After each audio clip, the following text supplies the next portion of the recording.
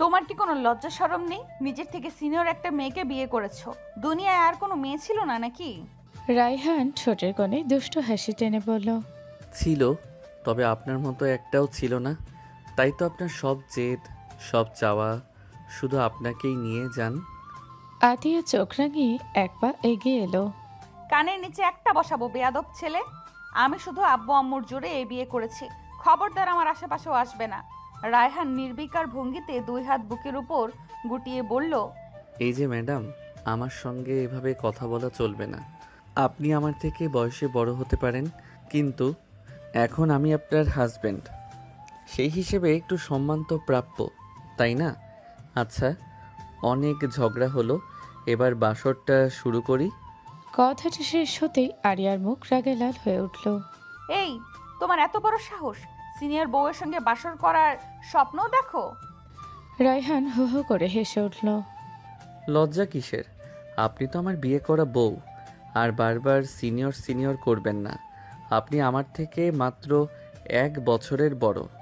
আতিয়া ভ্রু উঁচু করে তীক্ষ্ণ গলায় বলল। 1 বছর হোক আর 1 মিনিট হোক, সিনিয়র তো সিনিয়রই। সেটা কখনো ভুলে যেও না মিস্টার জুনিয়র। রায়হান ঠোঁট বাঁকিয়ে মুচকি হেসে বলল। ঠিক আছে সিনিয়র ম্যাডাম। সিনিয়র বলে কি স্বামীকে সারা জীবন দরজার বাইরে দাঁড় করিয়ে রাখবেন? আতিয়া দুই হাত বুকের উপর ভাঁজ করে বলল। বাইরে না, দরজার সামনেই দাঁড়িয়ে থাকবে। আজ থেকে এটাই তোমার শাস্তি। আরে বাবা, বিয়ের প্রথম রাতেই শাস্তি? আমি এমন কি অপরাধ করেছি? অপরাধ? জুনিয়র হয়ে সিনিয়রকে বিয়ে করার সাহস দেখিয়েছো, এটাই সবচেয়ে বড় অপরাধ। রায়হান নাটকীয় ভঙ্গিতে দীর্ঘশ্বাস ফেল। ভালোবাসারও নাকি অপরাধ হয়? তাহলে আমি এই অপরাধ 1000 বার করব। আতিয়া চোখ রাঙিয়ে বলল। বেশি নাটক করো না। সোফায় একটা বালিশ রাখা আছে, আজ রাতে ওখানেই ঘুমাবে। রায়হান বালিশটার দিকে তাকিয়ে আবার আতিয়ার দিকে তাকালো। এত বড় খাটে আপনি একা ঘুমাবেন, আর আমি ওই ছোট্ট সোফায়? এটা তো মানবাধিকার লঙ্ঘন। আমার সামনে মানবাধিকার দেখাতে আসবে না। যা বলেছি তাই হবে। রায়হান হালকা হেসে ধীরে ধীরে তার দিকে এগিয়ে গেল। আচ্ছা, আজ সোফায় ঘুমাবো, কিন্তু একটা কথা মনে রাখবেন। যতই রাগ দেখান না কেন, একদিন ঠিক নিজেই বলবেন এই জুনিয়রটাই আমার জীবনের সেরা সিদ্ধান্ত। কথাটা শুনে আতিয়ার মুখে এক মুহূর্তের জন্য অদ্ভুত নীরবতা নেমে এলো, কিন্তু পরের মুহূর্তেই সে মুখটা ঘুরিয়ে গম্ভীর স্বরে বলল। স্বপ্ন দেখা বন্ধ করো মিস্টার জুনিয়র। এখন গিয়ে সোফায় শুয়ে পড়ো। রায়হান একবার আতিয়ার দিকে তাকিয়ে দীর্ঘশ্বাস ফেল। ধুর, এত সুন্দর একটা বউকে রেখে সোফায় গিয়ে ঘুমাতে হবে, একদমই ভালো লাগছে না। বিড়বিড় করতে করতে ধীরে ধীরে সোফার দিকে এগিয়ে গেল সে। আতিয়া ভ্রুকুচকে তাকিয়ে বলল। কিছু বললে? রায়হান সঙ্গে সঙ্গে দাঁত বের করে হাসল। না, কিছু না। Good night. আতিয়া দাঁতে দাঁত চেপে রাগী গলায় বলল। এখান থেকে যাও, শয়তান ছেলে। একদম আমার সামনে দাঁড়াবে না। রায়হান বুঝতে পারল এখন আর একটা কথা বলে বিপদ, তাই চুপচাপ দুহাত তুলে আত্মসমর্পণের ভঙ্গি করে সোফার দিকে চলে গেল। বালিশটা মাথার নিচে রেখে শুয়ে পড়ল। চোখ দুটো বারবার ঘুরে যাচ্ছিল খাটের দিকে, যেখানে রাগে ফুঁসতে ফুঁসতে শুয়ে আছে তার একরোখা সিনিয়র বউ। পরদিন সকালে ঘুম ঘুম চোখে রায়হান পাশ ফিরে খাটের দিকে তাকাতে চমকে উঠল। পুরো খাট ফাঁকা, আতের কোনো চিহ্নই নেই। এক লাফে উঠে বসে সে তাড়াহুড়ো করে অসমের দরজা খুলে দেখল সেখানেও কেউ নেই। আরে, কোথায় গেল? বিড়বিড় করতে করতে প্রায় দৌড়ে নিচে ড্রয়িং রুমে চলে এলো। সেখানে দেখল রাহেলা বেগম সকালে নাস্তা সাজাচ্ছেন। রায়হান চারপাশে তাকিয়ে ব্যস্ত কণ্ঠে বলল। আম্মু, আমার বউ কোথায়? রাহেলা বেগম হাতে প্লেট নামিয়ে ছেলের দিকে তাকিয়ে বললেন। তোর কি একটু লজ্জা শরম নেই? সকালবেলা মায়ের সামনে দাঁড়িয়ে আমার বউ কোথায়, আমার বউ কোথায় বলে চিৎকার করছিস। রায়হান মাথা চুলকে নিষ্পাপ মুখে বলল। আরে আম্মু, এত সুন্দর একটা বউ চোখের আড়াল হলেই তো টেনশন হয়। ঠিক তখনই রান্নাঘর থেকে আতিয়া হাতে নাস্তার প্লেট নিয়ে বেরিয়ে এলো। তাকে দেখে রায়হানের মুখ উজ্জ্বল হয়ে উঠল। এই তো আম্মু, তুমি আমার বউকে দিয়ে কাজ করাচ্ছ কেন? আমার বউটা কষ্ট পাবে, এত কাজ করলে যদি অসুস্থ হয়ে যায়। কথাটা শুনে আতিয়া ধীরে ধীরে মাথা তুলে এমন এক দৃষ্টি দিল যেন চোখ দিয়েই রায়হানকে খুন করে ফেলবে। কি বললি? রায়হান মুহূর্তেই চুপ। রাহেলা বেগম গম্ভীর গলায় বলল, অনেক নাটক হয়েছে, এখন চুপচাপ গিয়ে ফ্রেশ হয়ে এসে নাস্তা করো, না হলে তোমার খবর আছে। রায়হান মুখ ফুলিয়ে রাহেলা বেগমের দিকে তাকালো। আম্মু, নিজের বউয়ের সামনে এভাবে অপমান করলে আমার সম্মান থাকে? রাহেলা বেগম হেসে ফেললেন। এই অপমান তোর প্রাপ্য। এখন যা, বেশি বকবক না করে ফ্রেশ হয়ে আয়। অভিমানী মুখে বলে রায়হান সিঁড়ি বেয়ে নিজের ঘরের দিকে চলে গেল। তার সেই শিশুদের মতো অভিমানী মুখ দেখে রাহেলা বেগম আর আতিয়া দুজনেই একে অপরের দিকে তাকিয়ে হেসে ফেলল। ফ্রেশ হয়ে নিচে নামতেই ডাইনিং টেবিলের চারপাশে সবাই বসে পড়েছে। রাহেলা বেগম নিজ হাতে সবার প্লেটে নাস্তা তুলে দিচ্ছেন। রায়হানের শেষ সোজা আতিয়ার পাশে চেয়ারটা টেনে বসে পড়ল। আতিয়া একবার তাকিয়ে আবার মুখটা ফিরিয়ে নিল। রায়হান আস্তে করে ফিসফিসিয়ে বলল, সিনিয়র, এখনও রাগ করে আছেন? খাওয়ার সময় কথা বলা আমার পছন্দ না। আচ্ছা, কথা বলবো না, কিন্তু খাবার দেন না নিজ হাতে? আতিয়া ভ্রু কুচকে তাকালো। সামনে যা আছে নিজে নিয়ে খাও, হাত ভেঙে যায়নি তো? রায়হান নাটকীয়ভাবে দীর্ঘশ্বাস ফেল। ইস, মানুষ বিয়ে করে বউয়ের হাতে আদর করে খাওয়ার জন্য, আর আমার কপালে জুটেছে এক রাগী সিনিয়র। রাহেলা বেগম ছেলের কাণ্ড দেখে হেসে বললেন। বেশি বিরক্ত করিস না বাবা, মেয়েটা কালই এই বাড়িতে এসেছে। রায়হান সঙ্গে সঙ্গে প্রতিবাদ করল। আমি কি বিরক্ত করছি? আমি তো শুধু আমার বউয়ের কাছ থেকে একটু যত্ন চাইছি। আতিয়া এবারে চুপ থাকতে পারল না। যত্ন চাইলে আগে ভদ্র হতে শিখো মিস্টার জুনিয়র। রায়হান মুচকি হেসে বলল। আপনার কাছেই তো শিখবো সিনিয়র ম্যাডাম। কথাটা শুনে টেবিলে উপস্থিত সবাই হেসে উঠল। আতিয়া লজ্জায় আর বিরক্তিতে একসাথে মাথাটা নিচু করে ফেলল। মনে মনে ভাবল, এই ছেলেটাকে নিয়ে যে কি হবে আল্লাহ জানে। নাস্তা শেষ করে আতিয়া নিজের প্লেট তুলে রান্নাঘরের দিকে যেতে লাগলো। ঠিক তখনই রাহেলা বেগম বললেন, আতিয়া মা, বাসনগুলো রেখে এসো, তারপর একটু আমার রুমে এসো, তোমার সঙ্গে কথা আছে। জি আম্মু। আতিয়া চলে যেতেই রায়হানও পেছন পেছন যাওয়ার জন্য উঠে দাঁড়ালো। রাহেলা বেগম সঙ্গে সঙ্গে কড়া গলায় বললেন, এই যে, তুই আবার কোথায় যাচ্ছিস? রায়হান নিষ্পাপ মুখে বলল, আমি একটু সাহায্য করব।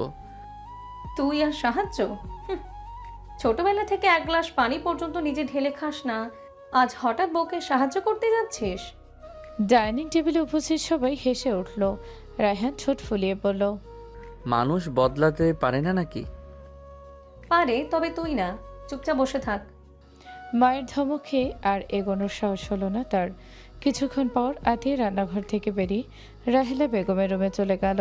রাহেলা বেগম আলমারি খুলে একটি ছোট্ট গয়নার বাক্স বের করে আতিয়ার হাতে দিয়ে মৃদু হেসে বললেন, এটা আমার শাশুড়ি আমাকে দিয়েছিলেন, আজ থেকে এটা তোমার, এই বাড়ির বউ হিসেবে তোমারই প্রাপ্য।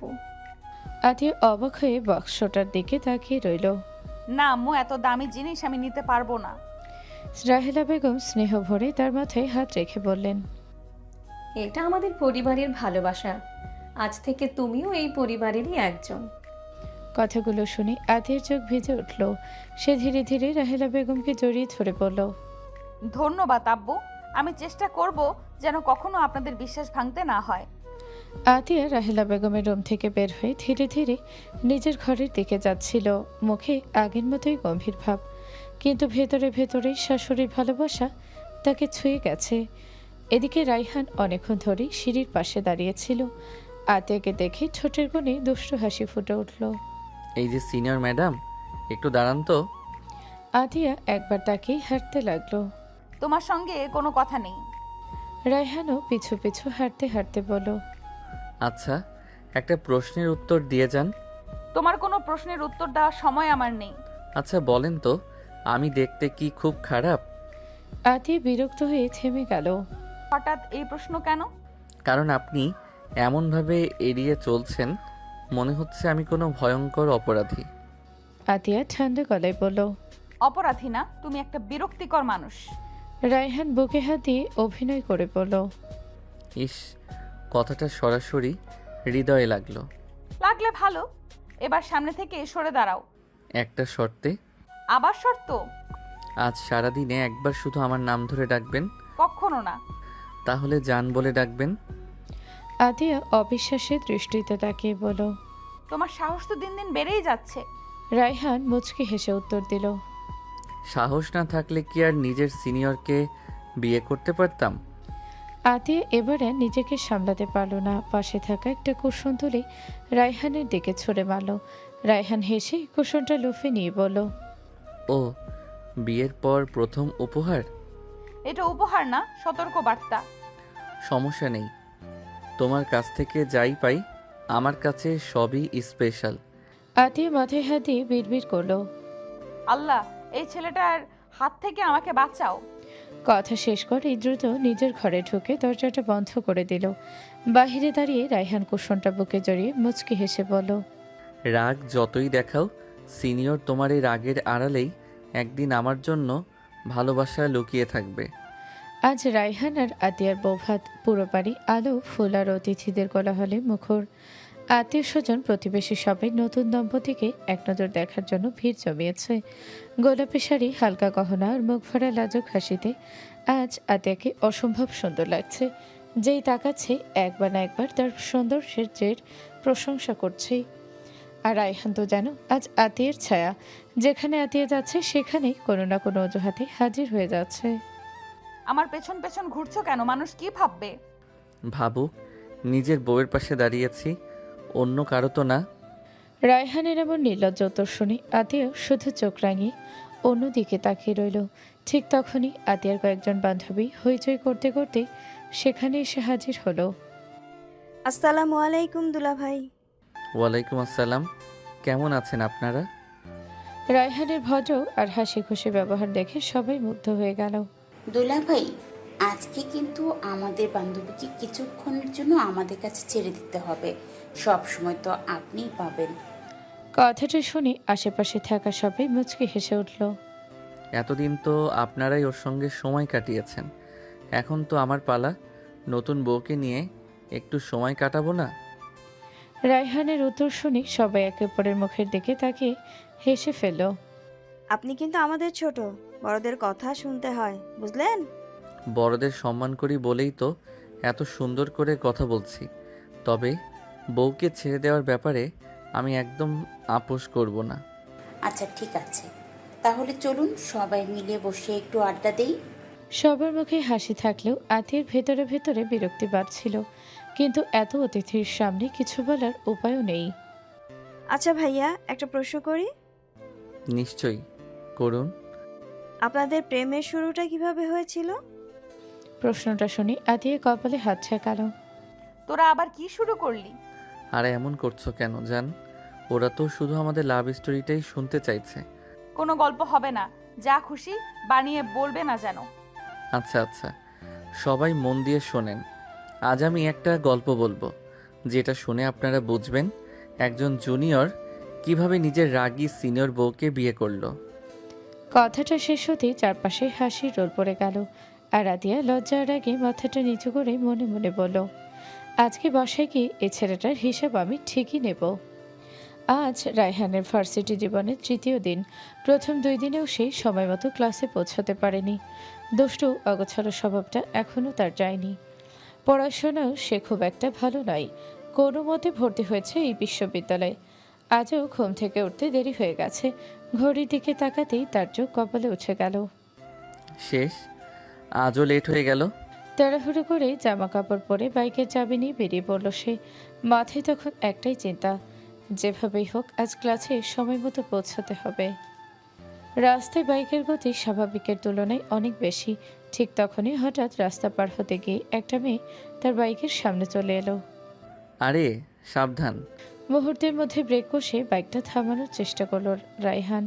মেয়েটিকে বাঁচাতে গিয়ে বাইকের নিয়ন্ত্রণ হারিয়ে নিজেই রাস্তার ওপর ছিটকে পড়ল।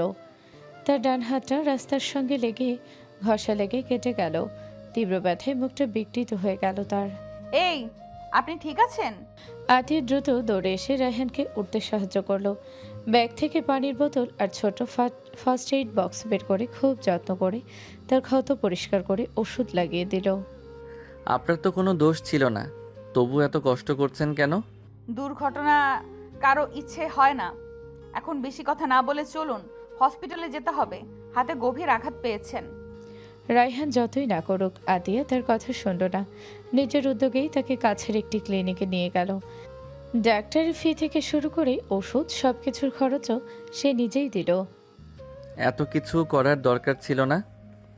আজ আপনার জায়গায় অন্য কেউ থাকলে আমি একই কাজ করতাম। মানুষ হিসেবে একটু দায়িত্ব তো সবারই আছে।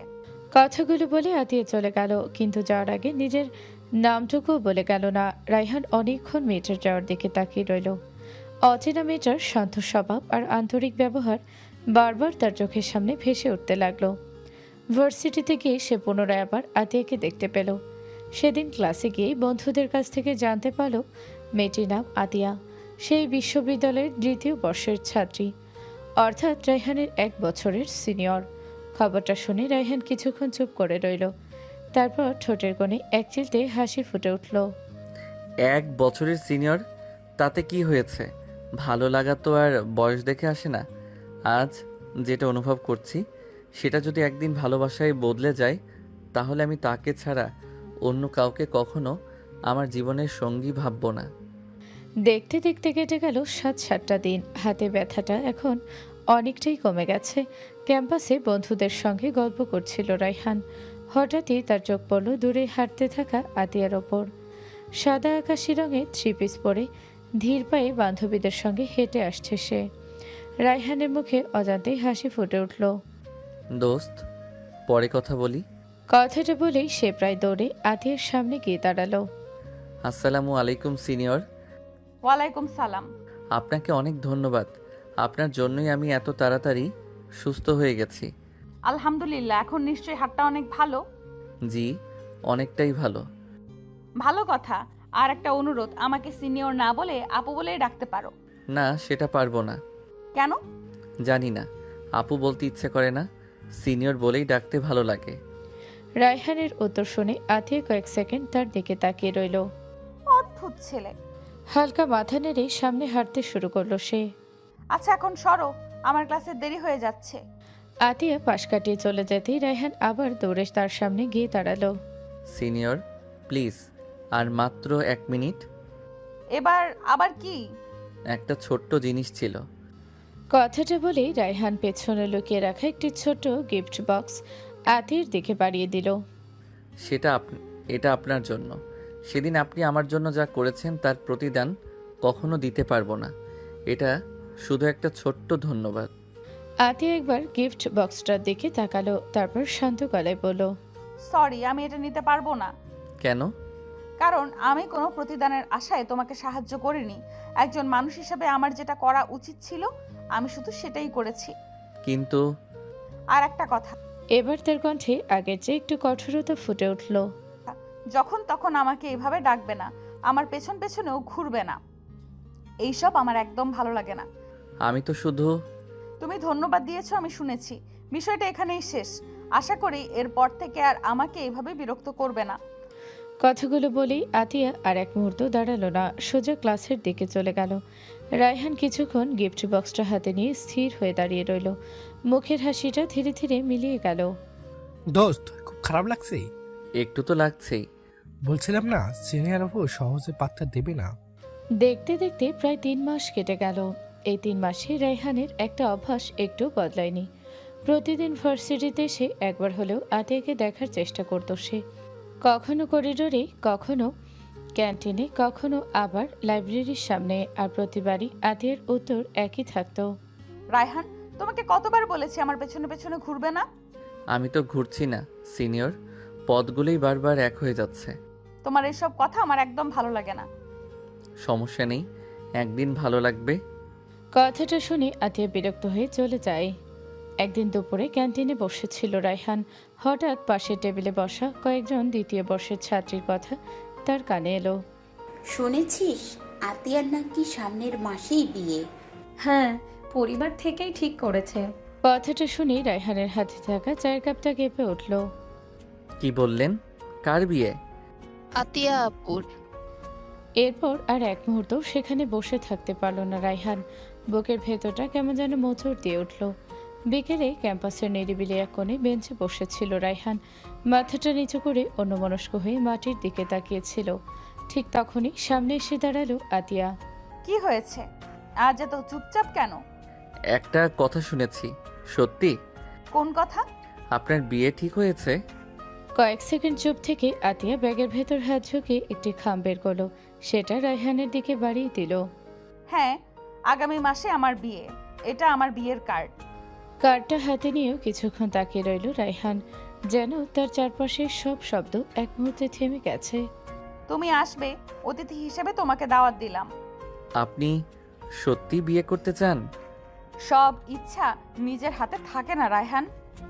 কথাটা বলে আতিয়া চলে যেতে লাগলো। সিনিয়র, আতিয়া থেমে পেছনে তাকালো। একটা কথা শেষবারের মতো বলি। বলো। আমি সত্যিই আপনাকে ভালোবাসি। হয়তো আপনি কখনো বিশ্বাস করবেন না, তবু আমি চাই আপনি সবসময় ভালো থাকুন। যদি আপনার সুখ এই বিয়েতেই থাকে তাহলে আমি দূর থেকেই আপনার জন্য দোয়া করব। আতিয়া কয়েক মুহূর্ত স্থির হয়ে তার দিকে তাকিয়ে রইল, তারপর ধীর গলায় বলল, তুমি ভালো ছেলে রায়হান, কিন্তু আমার পক্ষে তোমাকে সেই চোখে দেখা সম্ভব নয়। আর একটা কথা, আমার জন্য নিজের জীবন নষ্ট করো না। কথাটা বলেই আতিয়া ধীরে ধীরে সেখান থেকে চলে গেল। রায়হান বিয়ের কার্ডটা বুকের সঙ্গে চেপে ধরে আকাশের দিকে তাকিয়ে শুধু একটা দীর্ঘশ্বাস ফেল। জীবনে প্রথমবার সে অনুভব করল ভালোবাসা সবসময় মানুষকে হাসায় না, কখনো কখনো নিঃশব্দে কাঁদাতেও শেখায়। দেখতে দেখতে চলে এলো আতিয়ার বিয়ের দিন। চারিদিকে আলো, সাজসজ্জা আর অতিথিদের কোলাহল। বাড়িটা যেন উৎসবের রঙে রঙিন হয়ে উঠেছে।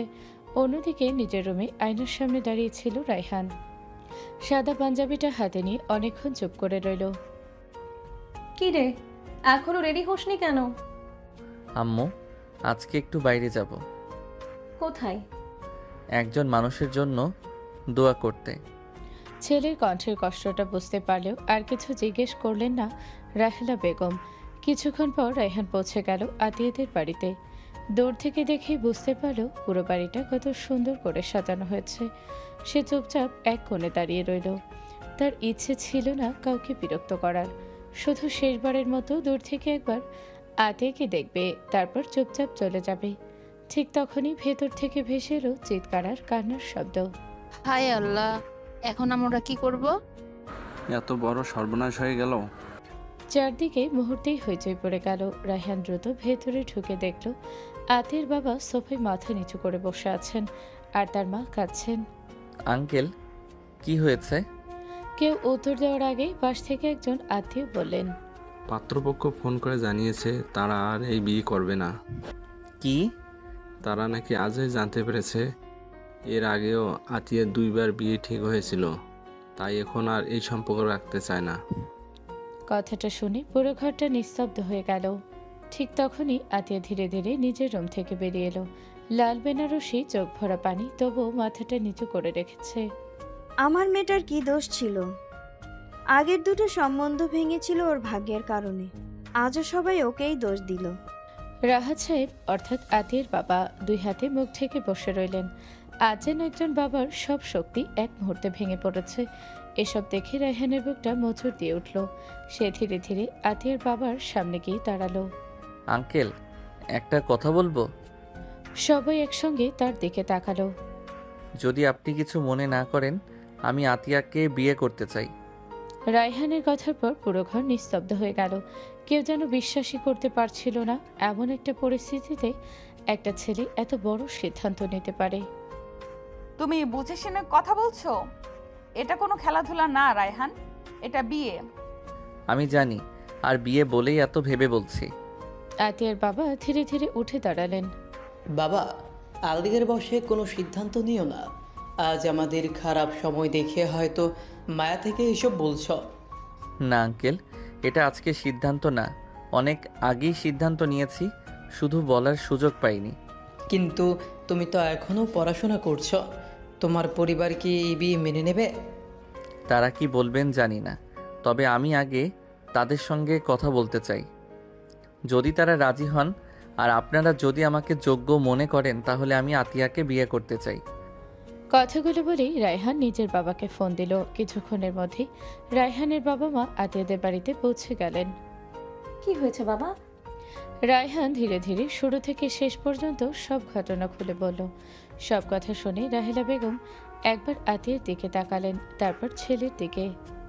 একটা প্রশ্নের উত্তর দিবি? জি আম্মু। মেয়েটাকে বিয়ে করে যদি কোনোদিনও সে তোকে ভালোবাসতে না পারে, তবুও কি কোনো অভিযোগ করবি না? না আম্মু, আমি শুধু চাই ও যেন সম্মান নিয়ে বাঁচতে পারে। ভালোবাসা সেটা জোর করে আদায় করা যায় না। ছেলের উত্তর শুনে রাহেলা বেগমের চোখ ভিজে উঠল। আলহামদুলিল্লাহ, আজ বুঝলাম আমার ছেলে সত্যি বড় হয়েছে। এবার রায়হানের আবু আতিয়ার বাবার দিকে তাকিয়ে বললেন, ভাই, যদি আপনারা রাজি থাকেন তাহলে আজ থেকেই আমরা আত্মীয় হতে চাই। আতিয়ার বাবা আর নিজেকে সামলাতে পারলেন না, এগিয়ে এসে রায়হানের বাবার হাত শক্ত করে ধরে ফেললেন। আল্লাহ আপনাদের উত্তম প্রতিদান দিন। আজ আপনারা না এলে আমার মেয়েটার সম্মান কোথায় থাকতো জানি না। এতক্ষণ চুপচাপ দাঁড়িয়ে থাকা আতিয়া এবার ধীর গলায় বলল, আব্বু আমার সঙ্গে একবার কথা বলবে? সবাই বুঝে গেল বাবা মেয়ের একান্তে কথা বলা দরকার, তাই সবাই ধীরে ধীরে ঘর থেকে বেরিয়ে গেল। ঘরে শুধু আতিয়া আর তার বাবা। আব্বু তুমি কি সত্যি এই বিয়ে চাও? দেখ মা, ছেলেটা খুবই ভালো আর পরিবার অনেক ভালো। আশা করি তুই আমাদের কথার উপরে না করবি না। বাবার কথাই আতিয়ার চোখ ভিজে উঠল।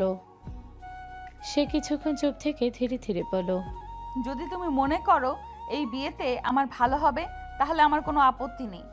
কিছুক্ষণ পর রুমের দরজা খুলে বাহিরে বেরিয়ে এলেন আতিয়ার আব্বু। সবার দৃষ্টি তখন তার দিকেই। আলহামদুলিল্লাহ, যদি আপনাদের কোনো আপত্তি না থাকে তাহলে আমরা এই বিয়েতে রাজি।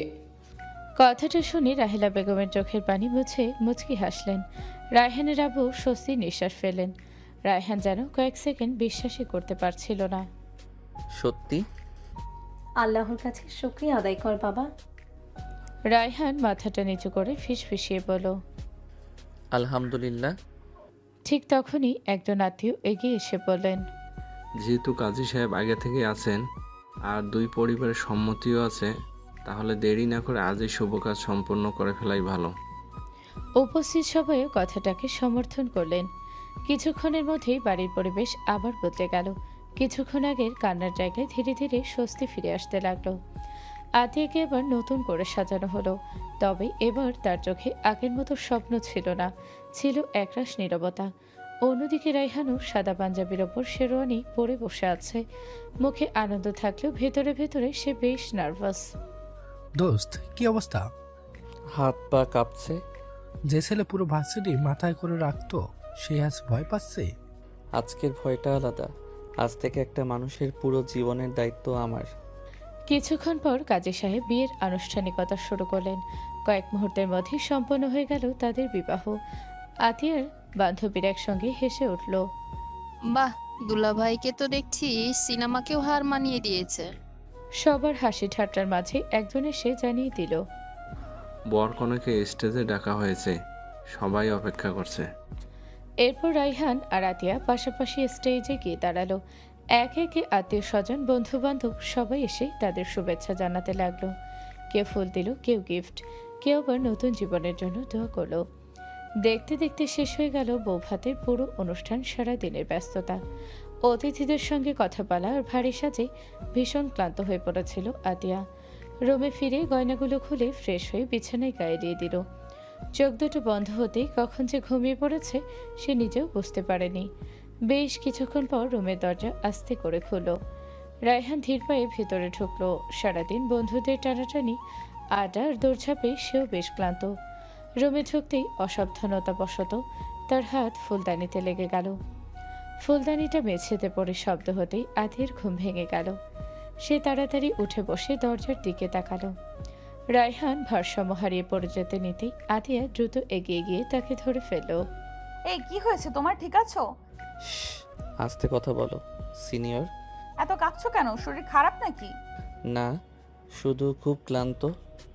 সারাদিনের ক্লান্তিতেই চোখ দুটো আধা বোঝা হয়ে এসেছে তার। একটা কথা বলি। কি? তুমি জানো আমি শুধু তোমাকেই ভালোবাসি। কথাটা বলে শিশুর মতো সরল চোখে আতিয়ার দিকে তাকিয়ে রইল সে। তুমি হয়তো কোনোদিন আমাকে ভালোবাসবে না, তবুও আমি অপেক্ষা করব যতদিন লাগে। আতিয়া কিছু বলল না, শুধু নীরবে তার দিকে তাকিয়ে রইল। এত ক্লান্ত অবস্থাতেও ছেলেটা নিজের কথা না ভেবে বারবার তার কথাই বলছে। আজ খুব ঘুম পাচ্ছে। কথাটা বলেই ধীরে ধীরে বিছানার একপাশে শুয়ে পড়ল রায়হান। কয়েক মুহূর্তের মধ্যে গভীর ঘুমে তলিয়ে গেল। আতিয়া দীর্ঘশ্বাস ফেল, তারপর আলতো করে রায়হানের গায়ে একটা পাতলা চাদর টেনে দিল। আতিয়া এক দৃষ্টিতে ঘুমন্ত রায়হানের দিকে তাকিয়ে রইল। ঘুমের মধ্যেও ছেলেটার মুখে এক অদ্ভুত শান্তির ছাপ। একটু আগেও সে বারবার শুধু একটা কথাই বলছিল, সে আতিয়াকে খুব ভালোবাসে। অজান্তেই আতিয়ার ঠোঁটের কোণে ম্লান একটা হাসি ফুটে উঠল। সত্যি ছেলেটা তাকে ভীষণ ভালোবাসে। তার চোখে সেই ভালোবাসায় কোনো অভিনয় নেই, নেই কোনো স্বার্থ। কিন্তু আতিয়ার মনটা বারবার একটা জায়গায় আটকে যায়। রায়হান তার থেকে একটা বছরের ছোট। বিষয়টা যতই ছোট হোক কেন জানি সে মেনে নিতে পারে না। সমাজের কথা, মানুষের নানা মন্তব্য, এসব ভাবলেই বুকের ভেতরটা কেমন অস্বস্তিতে ভরে ওঠে। তবে শুধু এটুকুই নয়, আরও একটা ভয় প্রতিনিয়ত তাকে তাড়া করে বেড়ায়। এর আগেও দুবার তার বিয়ে ঠিক হয়েছিল। একবার পাত্র সড়ক দুর্ঘটনায় মারা যায়, আরেকবার বিয়ের কয়েকদিন আগে অন্য একটি মেয়েকে নিয়ে পালিয়ে যায়। যদিও ওই ঘটনাগুলোর সঙ্গে আতির কোনো সম্পর্ক ছিল না, তবুও চারপাশের মানুষের কুসংস্কারপূর্ণ কথাগুলো বারবার তার কানে বাজে। মেয়েটার ভাগ্য ভালো না, ওকে বিয়ে করতে গেলেই অমঙ্গল হয়। প্রথমে এসব কথা বিশ্বাস করতো না আতিয়া, কিন্তু একই রকম ঘটনা বারবার ঘটতে থাকায় একসময় তার নিজের মনেও ভয় বাসা বাঁধে। যদি সত্যি আমার জন্য রায়হানের কোনো ক্ষতি হয়, ছেলেটা তো কিছুই জানে না, শুধু ভালোবেসে আমাকে নিজের জীবনে জায়গা দিয়েছে। এই ভয়টাই তাকে বারবার রায়হানের কাছ থেকে দূরে সরিয়ে দেয়। সে চায় না তার কারণে ছেলেটার জীবনে কোনো অমঙ্গল নেমে আসুক। তবু আজ ঘুমন্ত রায়হানের নিষ্পাপ মুখের দিকে তাকিয়ে কেন জানি তার বুকের ভেতরটা হালকা কেঁপে উঠল। হয়তো অজান্তেই এই দুষ্টু জুনিয়র ছেলেটা তার হৃদয়ের একটা কোণে ছোট্ট একটা জায়গা করে নিয়েছে। কিন্তু সেই অনুভূতির কথা সে কখনো প্রকাশ করবে না, কারণ তার থেকে 1 বছরের ছোট। আর এই 1 বছরের ব্যবধানটাই যেন আতির মনে অদৃশ্য একটা দেয়াল তুলে দিয়েছে। দীর্ঘশ্বাস ফেলে আতিয়া আলতো করে রায়হানের কপালের ওপর পড়ে থাকা চুলগুলো সরিয়ে দিল। তারপর দ্রুত নিজের হাতটা আবার সরিয়ে নিল। না, নিজেকে সামলাতে হবে। এই ছেলেটার থেকে দূরে থাকাই ওর জন্য ভালো। পরদিন সকাল আতি ফ্রেশ হয়ে নিচে নেমে এলো। ডাইনিং টেবিলে এসে দেখলো নাস্তা আগেই সাজিয়ে রাখা হয়েছে। রান্নাঘর থেকে ভেসে আসছে গরম পরোটার ঘ্রাণ। অবাক হয়ে রান্নাঘরের দিকে তাকাতেই দেখলো রাহেলা বেগম সব কিছু গুছিয়ে টেবিলে রাখছেন। আম্মু, আপনি এত সকালে উঠে সব কাজ করে ফেলেছেন? আমাকে একবার ডাকলেই তো হতো, আমি করে নিতাম। আরে না মা, তোদের দুজনেরই আজ ভার্সিটি আছে, পড়াশোনার সময় এসব নিয়ে চিন্তা করতে হবে না। সময় হলে অবশ্যই করবি, কিন্তু এখন তোদের প্রথম দায়িত্ব পড়াশোনা। আমি তো এখনো সুস্থ আছি, হাত পাও ভালো আছে, যতদিন পারি আমি সামলে নেব। যেদিন আর পারবো না সেদিন তোকে বলবো, তখন তুই সব সামলাবি, ঠিক আছে? শাশুড়ির কথায় আতির মুখে মিষ্টি একটা হাসি ফুটে উঠল। ঠিক তখনই ওপরতলা থেকে ভেসে এলো পরিচিত কণ্ঠ। বাহ, আমার আম্মু আর আমার বউ বেশ জমিয়ে আড্ডা দিচ্ছে। সিঁড়ি বেয়ে নিচে নামতে নামতে কথাটা বলল রায়হান। আতিয়া একবার তার দিকে তাকিয়ে আবার রাহেলা বেগমের দিকে ফিরে বলল, তবুও আম্মু, এখন থেকে আমিও আপনার সঙ্গে কাজ করব। আব্বু কোথায় আম্মু? সবাই একসঙ্গে নাস্তা করলে ভালো লাগতো। এই তো উনিও আসছেন, আজ অফিসে একটু তাড়াতাড়ি বের হবেন। কথাটা বলে রাহেলা বেগম আদৌ করে আতিয়াকে চেয়ারে বসিয়ে দিলেন। এরপর নিজেও পাশে গিয়ে বসলেন। ঠিক তখনই রায়হানের আব্বু ডাইনিংয়ে এসে যোগ দিলেন। কি ব্যাপার, আর সবাই আমার আগেই বসে পড়েছো নাকি? তোমার জন্যই তো অপেক্ষা করছিলাম আব্বু। 4 জন একসঙ্গে বসে হাসি আড্ডার মধ্যেই নাস্তা শেষ করলো। নাস্তা শেষে রায়হান নিজের বাইকের চাবিটা হাতে নিয়ে দাঁড়ালো। চলুন সিনিয়র, আজ কিন্তু আর লেট করা যাবে না। আগে কতবার বলেছি আমাকে সিনিয়র না বলে নাম ধরে ডাকো। হুম, এই ডাকটা ছাড়তে পারবো না। একদম জেদি। আপনার কাছ থেকেই তো শিখেছি। রাহেলা বেগম তাদের খুনসুটি দেখে মুচকি হেসে মাথা নাড়লেন। আচ্ছা, এবার তোরা বের হ, না হলে সত্যি আজ ক্লাস মিস করে ফেলবি। দুজনেই সবার কাছ থেকে বিদায় নিয়ে বাড়ি থেকে বেরিয়ে পড়ল। কিছুক্ষণ পর রায়হানের বাইক ছুটে চলল ভার্সিটির উদ্দেশ্যে। ভার্সিটিতে পৌঁছতেই দুজনের ডিপার্টমেন্টে চলে গেল। রায়হান প্রথম বর্ষের ক্লাসে আর আতিয়া দ্বিতীয় বর্ষের ক্লাসে। ক্লাসরুমে ঢুকতেই কয়েকজন সহপাঠী ফিসফিস করে কথা বলতে শুরু করলো। ওই যে দেখ, আমাদের ডিপার্টমেন্টের সবচেয়ে সুন্দরী মেয়েটা। শেষমেশ একটা জুনিয়র ছেলেকে বিয়ে করলো। আরে কি করবে বল, আগের দুবার বিয়ে ভেঙে গেছে। একজন তো অ্যাক্সিডেন্টে মরে গেল, আরেকজন অন্য মেয়েকে নিয়ে পালিয়ে গেল, এখন একটা জুনিয়রকে ফাঁসিয়ে বিয়ে করছে। কথাটা বলেই সবাই চাপা হাসিতে মেতে উঠল। আতে সবকিছু স্পষ্ট শুনতে পেল। বুকের ভেতরটা কেমন মোচড় দিয়ে উঠল। তবু কোনো প্রতিবাদ করল না, চুপচাপ গিয়ে নিজের বেঞ্চেই বসে পড়ল। চোখের কোণে পানি জমলেও সে মাথাটা নিচু করে নিজেকে সামলে নিল। ঠিকই তো, মানুষ তো বলবেই আমি আমার থেকে 1 বছরের জুনিয়র একটা ছেলেকে বিয়ে করেছি। সবাই হয়তো এটাকেই অস্বাভাবিক ভাববে। কষ্ট পেয়ে কি হবে, মানুষের মুখ তো আর বন্ধ করা যাবে না। ক্লাস শেষ হতে বিকেল হয়ে গেল। আতিয়া ব্যাগটা কাঁধে নিয়ে ভার্সিটির গেটের দিকে হাঁটতে লাগলো। ভাবলো আজ রিকশায় করে বাসায় ফিরবে, কিন্তু গেটে পৌঁছতেই সামনেই পরিচিত একটা বাইক এসে থামল। ম্যাডাম, আপনার গাড়ি হাজির। হেলমেট খুলে দুষ্ট একটা হাসি দিল রায়হান। তুমি এখনো যাওনি? আমার বউকে রেখে আমি একা কিভাবে চলে যাই? আমি রিকশায় চলে যেতে পারবো, আগে তো রিকশাতেই যাতায়াত করতাম। আগে তুমি আমার বউ ছিলে না, এখন বিষয়টা আলাদা। কিন্তু সবাই দেখবে। দেখুক। তুমি বুঝতে চাইছো না, এমনিতেই সবাই নানা রকম কথা বলছে। এখন যদি তোমার বাইকে উঠি তাহলে আরো বেশি কথা বলবে। রায়হানের মুখের হাসিটা মিলিয়ে গেল। সে কয়েক সেকেন্ড চুপ করে আদির দিকে তাকিয়ে রইল। কে কি বলবে সেটা আমার কাছে গুরুত্বপূর্ণ না। কিন্তু আমার কাছে গুরুত্বপূর্ণ। তাহলে আমার একটা কথা শোনো।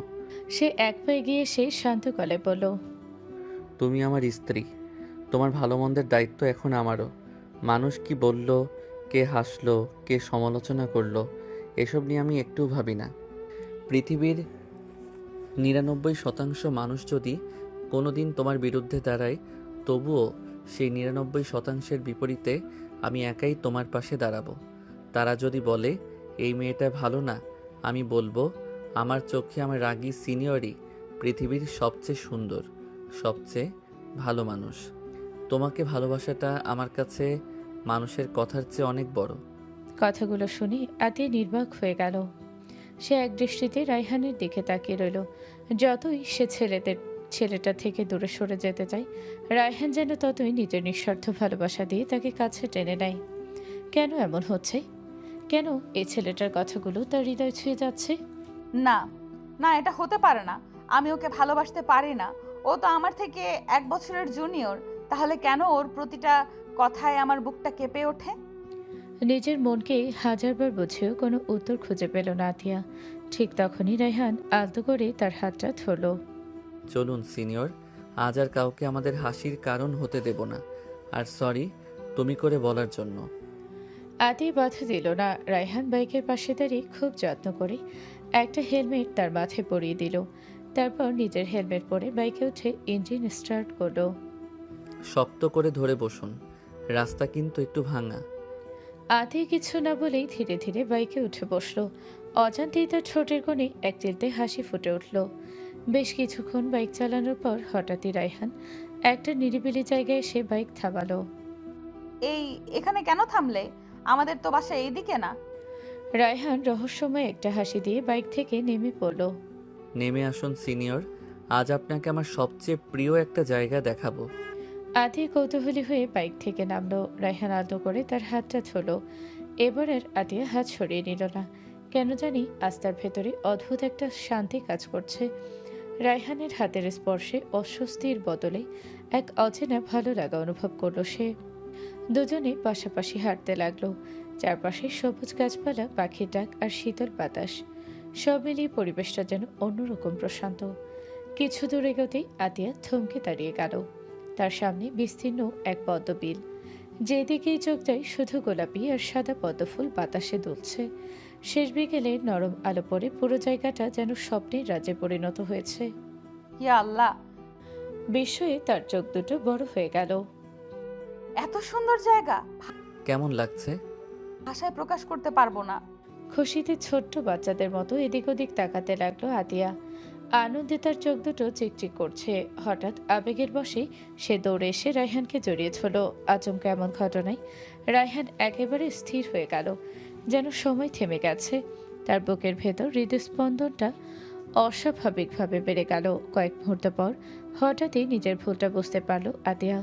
সে তাড়াতাড়ি রায়হানকে ছেড়ে দিয়ে লজ্জায় মাথাটা নিচু করে ফেলল। সো সরি, আমি আসলে সরি বলতে হবে না। রায়হানের কণ্ঠে ছিল মুগ্ধতা, অভিযোগে লেশমাত্রও নয়। ঠিক তখনই আকাশটা ধীরে ধীরে কালো মেঘে ঢেকে গেল। মুহূর্তের মধ্যেই শুরু হলো ঝুম বৃষ্টি। বৃষ্টির ফোঁটাগুলো একের পর এক এসে ভিজিয়ে দিতে লাগলো দুজনকে, কিন্তু কারো যেন সেদিকে কোনো খেয়াল নেই। দুজন শুধু নীরবে একে অপরের দিকে তাকিয়ে আছে। ঠিক তখনই বজ্রপাতের তীব্র শব্দে ভয় পেয়ে আতিয়া আবারও রায়হানের বুকে মুখ লুকিয়ে ফেল। এবার রায়হান ধীরে ধীরে তার দুই কাঁধ জড়িয়ে ধরল। রায়হানের ঠোঁটের কোণে অজান্তেই এক টুকরো হাসি ফুটে উঠল। হয়তো ভালোবাসার মানুষের প্রথম স্পর্শের অনুভূতি এমনই হয়, যে অনুভূতি ভাষায় প্রকাশ করা যায় না, শুধু হৃদয়ে অনুভব করা যায়। কিছুক্ষণ পর আতিয়া ধীরে ধীরে মাথা তুলল। বৃষ্টিতে ভিজে কপালের সামনে কয়েকটি চুল এসে লেগে আছে। আজ তাকে অসম্ভব সুন্দর লাগছে। সিনিয়র, হুম, নৌকায় করে একটু পদ্মবিলটা ঘুরে আসবেন। আতি মুচকি হেসে ছোট্ট করে মাথা নাড়ল। দুজনে হাত ধরে ছোট্ট কাঠের নৌকাটায় উঠে বসল। মাঝে ধীরে ধীরে বৈঠা চালাতে শুরু করলো। নৌকাটা পদ্ম ফুলের ফাঁক গলে এগিয়ে চলেছে।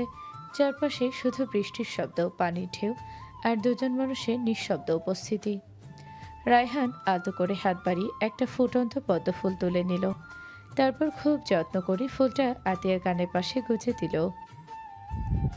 জানেন, এই ফুলটার থেকেও আজ আপনাকে বেশি সুন্দর লাগছে। লজ্জায় আতিয়ার গাল দুটো লাল হয়ে উঠল। সে মাথাটা নিচু করে মৃদু হেসে ফেল। রায়হান এক দৃষ্টিতে তাকিয়ে রইল। গল্প করতে করতে কখন যে সন্ধ্যা পেরিয়ে রাত নেমে এসেছে কেউ টের পায়নি। অবশেষে রায়হান আর আতিয়া বাড়ির উদ্দেশ্যে রওনা দিল। বৃষ্টিতে ভিজতে ভিজতে দুজনেই একেবারে ভিজে একাকার। বাড়িতে ঢুকতেই রাহেলা বেগম দুজনের অবস্থা দেখে চোখ বড় বড় করে তাকালেন। 2 দিনও হয়নি বিয়ে হয়েছে, এরই মধ্যে এই অবস্থা? এতক্ষণ ধরে বৃষ্টিতে ভিজেছিস? একটু মানে? একটু না, পুরোই ভিজে গেছিস। এখন যদি জ্বর আসে? তোদের ভার্সিটি আছে, পড়াশোনার ক্ষতি হলে তখন বুঝবি। আরে আম্মু, এখন যদি বউকে নিয়ে একটু ঘুরতে না বের হই তাহলে কবে বের হব বলো? নতুন নতুন বিয়ে হয়েছে, একটু তো ঘুরতেই হয়। উফ, তোর সঙ্গে তর্ক করে লাভ নেই। যা, আগে দুজনে ফ্রেশ হয়ে শুকনো কাপড় পরে নে। রাহেলা বেগম মুখে যতই বলুক না কেন, ছেলে দুষ্টুমি দেখে মনে মনে হাসি পেল। দুজনেই রুমে গিয়ে ফ্রেশ হয়ে নিল। কিন্তু কিছুক্ষণ পর থেকেই আতিয়ার হাঁচিয়ার কাছেই শুরু হয়ে গেল। রায়হান সঙ্গে সঙ্গে ঘাবড়ে গেল। আরে, তোমার তো ঠান্ডা লেগে গেছে। সরি। আপনার? সমস্যা নেই, তুমি করেই ডাকো, আমি তোমার ওয়াইফ, তোমার অধিকার আছে। রায়হান মুচকি হাসল। অতঃপর রায়হান দ্রুত নিচে নেমে গেল। কিছুক্ষণ পর হাতে ধোয়া ওঠা 1 কাপ আদা চা নিয়ে আবার রুমে ফিরে এলো। এই নাও, গরম গরম আদা চা, খেয়ে নাও, ভালো লাগবে ইনশাল্লাহ। তুমি বানিয়েছো? হ্যাঁ, ইউটিউব দেখে বানালাম। যদি খেয়ে আমি আরো অসুস্থ হয়ে যাই? তাহলে আমিও তোমার সঙ্গে অসুস্থ হয়ে যাব। কথাটা শুনে আতিয়া হেসে ফেল। সে ধীরে ধীরে চায়ে চুমুক দিল। সরি। কেন? আমার জন্যই তো বৃষ্টিতে ভিজতে হলো। না, বরং আজকের দিনটা আমার খুব ভালো লেগেছে। কথাটা শুনে রায়হানের মুখে প্রশান্তির হাসি ফুটে উঠল। সারা রাত দুজনে অনেক গল্প করলো। ভার্সিটির মজার ঘটনা, ছোটবেলার স্মৃতি, ভবিষ্যতের স্বপ্ন। গল্প করতে করতে একসময় ঘুমিয়ে পড়ল তারা। পরদিন সকাল, ঘুম থেকে উঠে ড্রয়িং রুমে এসে দুজন অবাক হয়ে গেল। টেবিলের উপর 2টো বিমানের টিকিট, একটি হোটেলের বুকিং কনফার্মেশন আর ছোট্ট একটা খাম রাখা। এগুলো কি? তোমাদের জন্য সারপ্রাইজ। তোদের হানিমুনের ব্যবস্থা আমি করে ফেলেছি। আজই কক্সবাজার যাচ্ছিস। কিন্তু আমাদের তো ভার্সিটি আছে। সেটা নিয়ে তোদের ভাবতে হবে না। আমি বিশ্ববিদ্যালয়ে কথা বলে নিয়েছি, কয়েকদিনের ছুটি ম্যানেজ হয়ে যাবে। এখন শুধু ঘুরে আয়।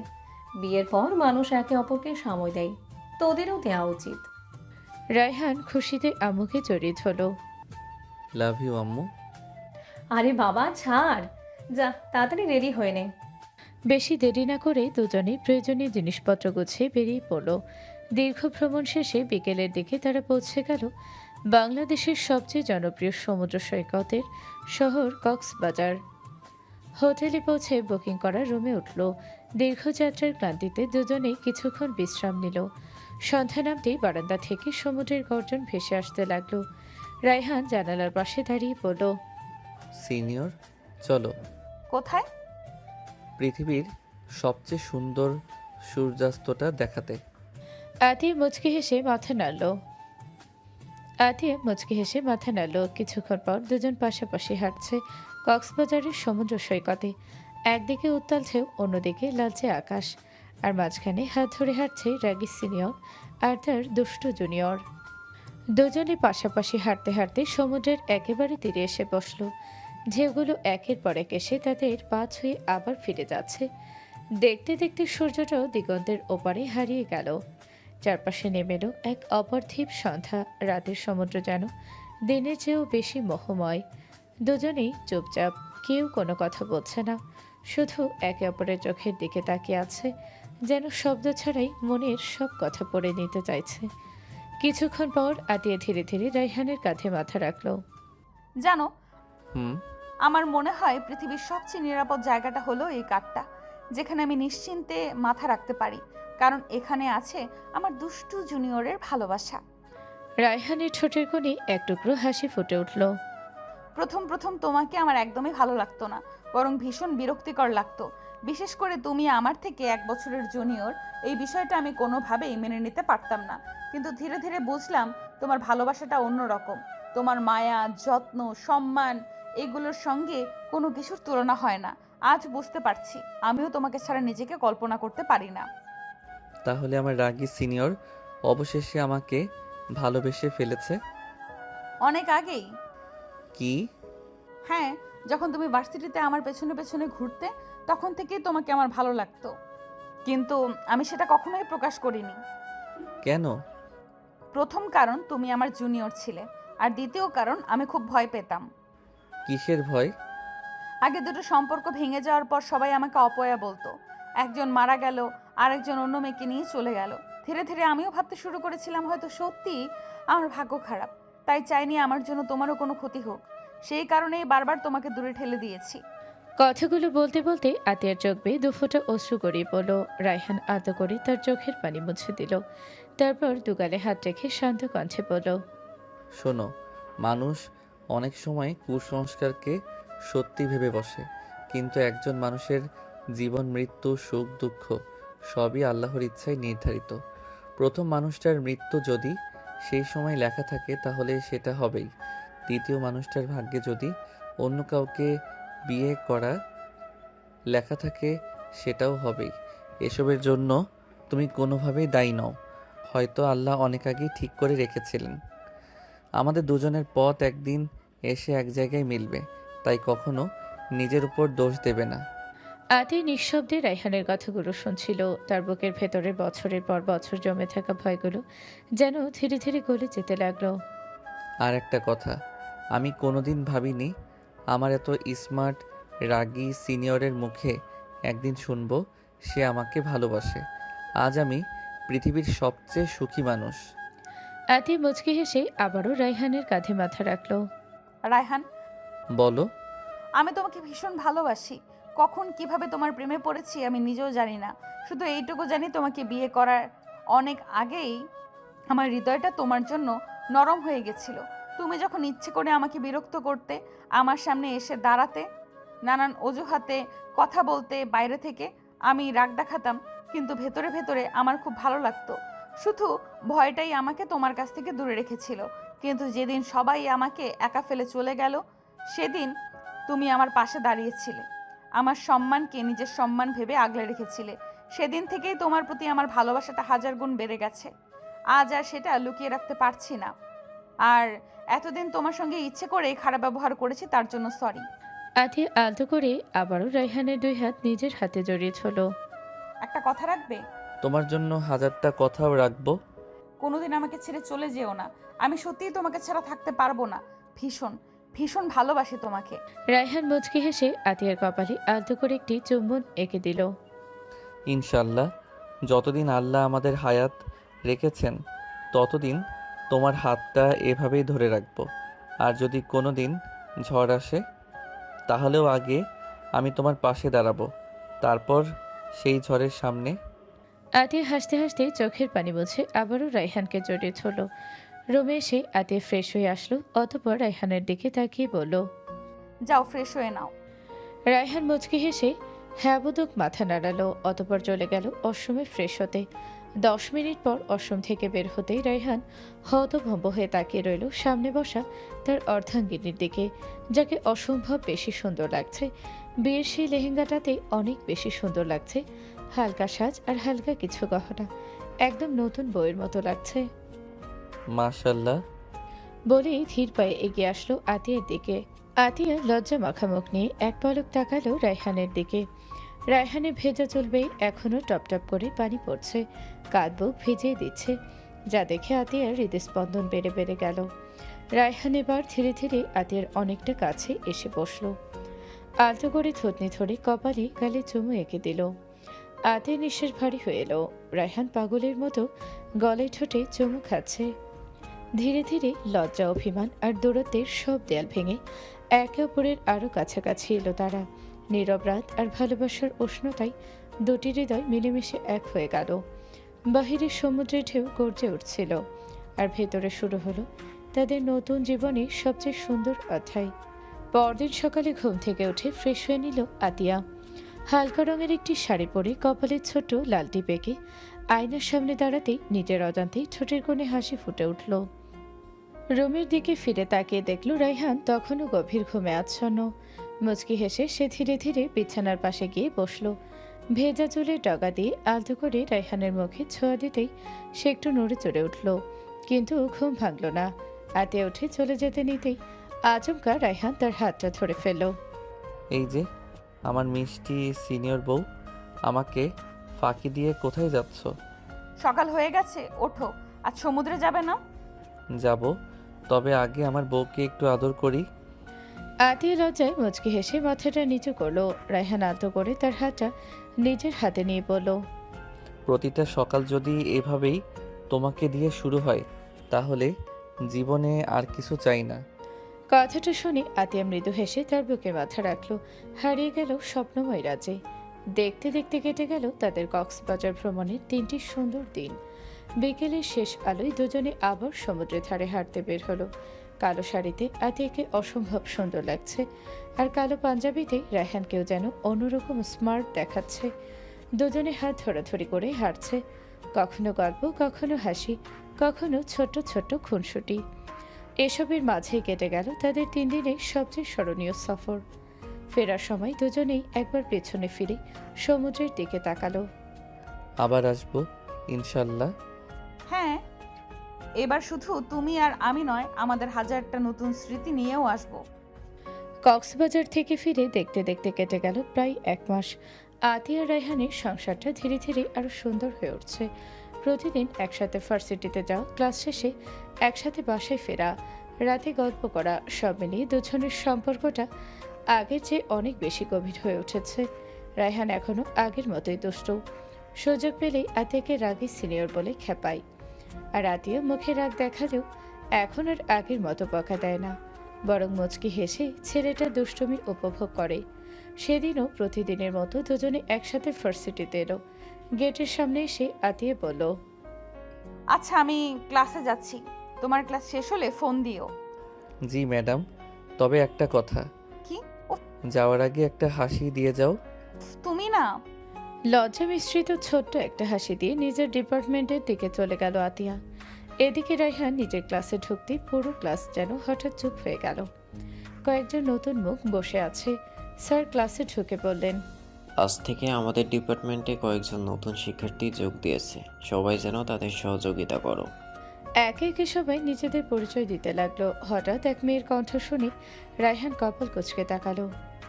আসসালামু আলাইকুম, আমি লিহা। বাবার চাকরির কারণে অন্য জেলা থেকে এখানে ট্রান্সফার হয়েছি। আশা করি সবার সঙ্গে ভালো সম্পর্ক হবে।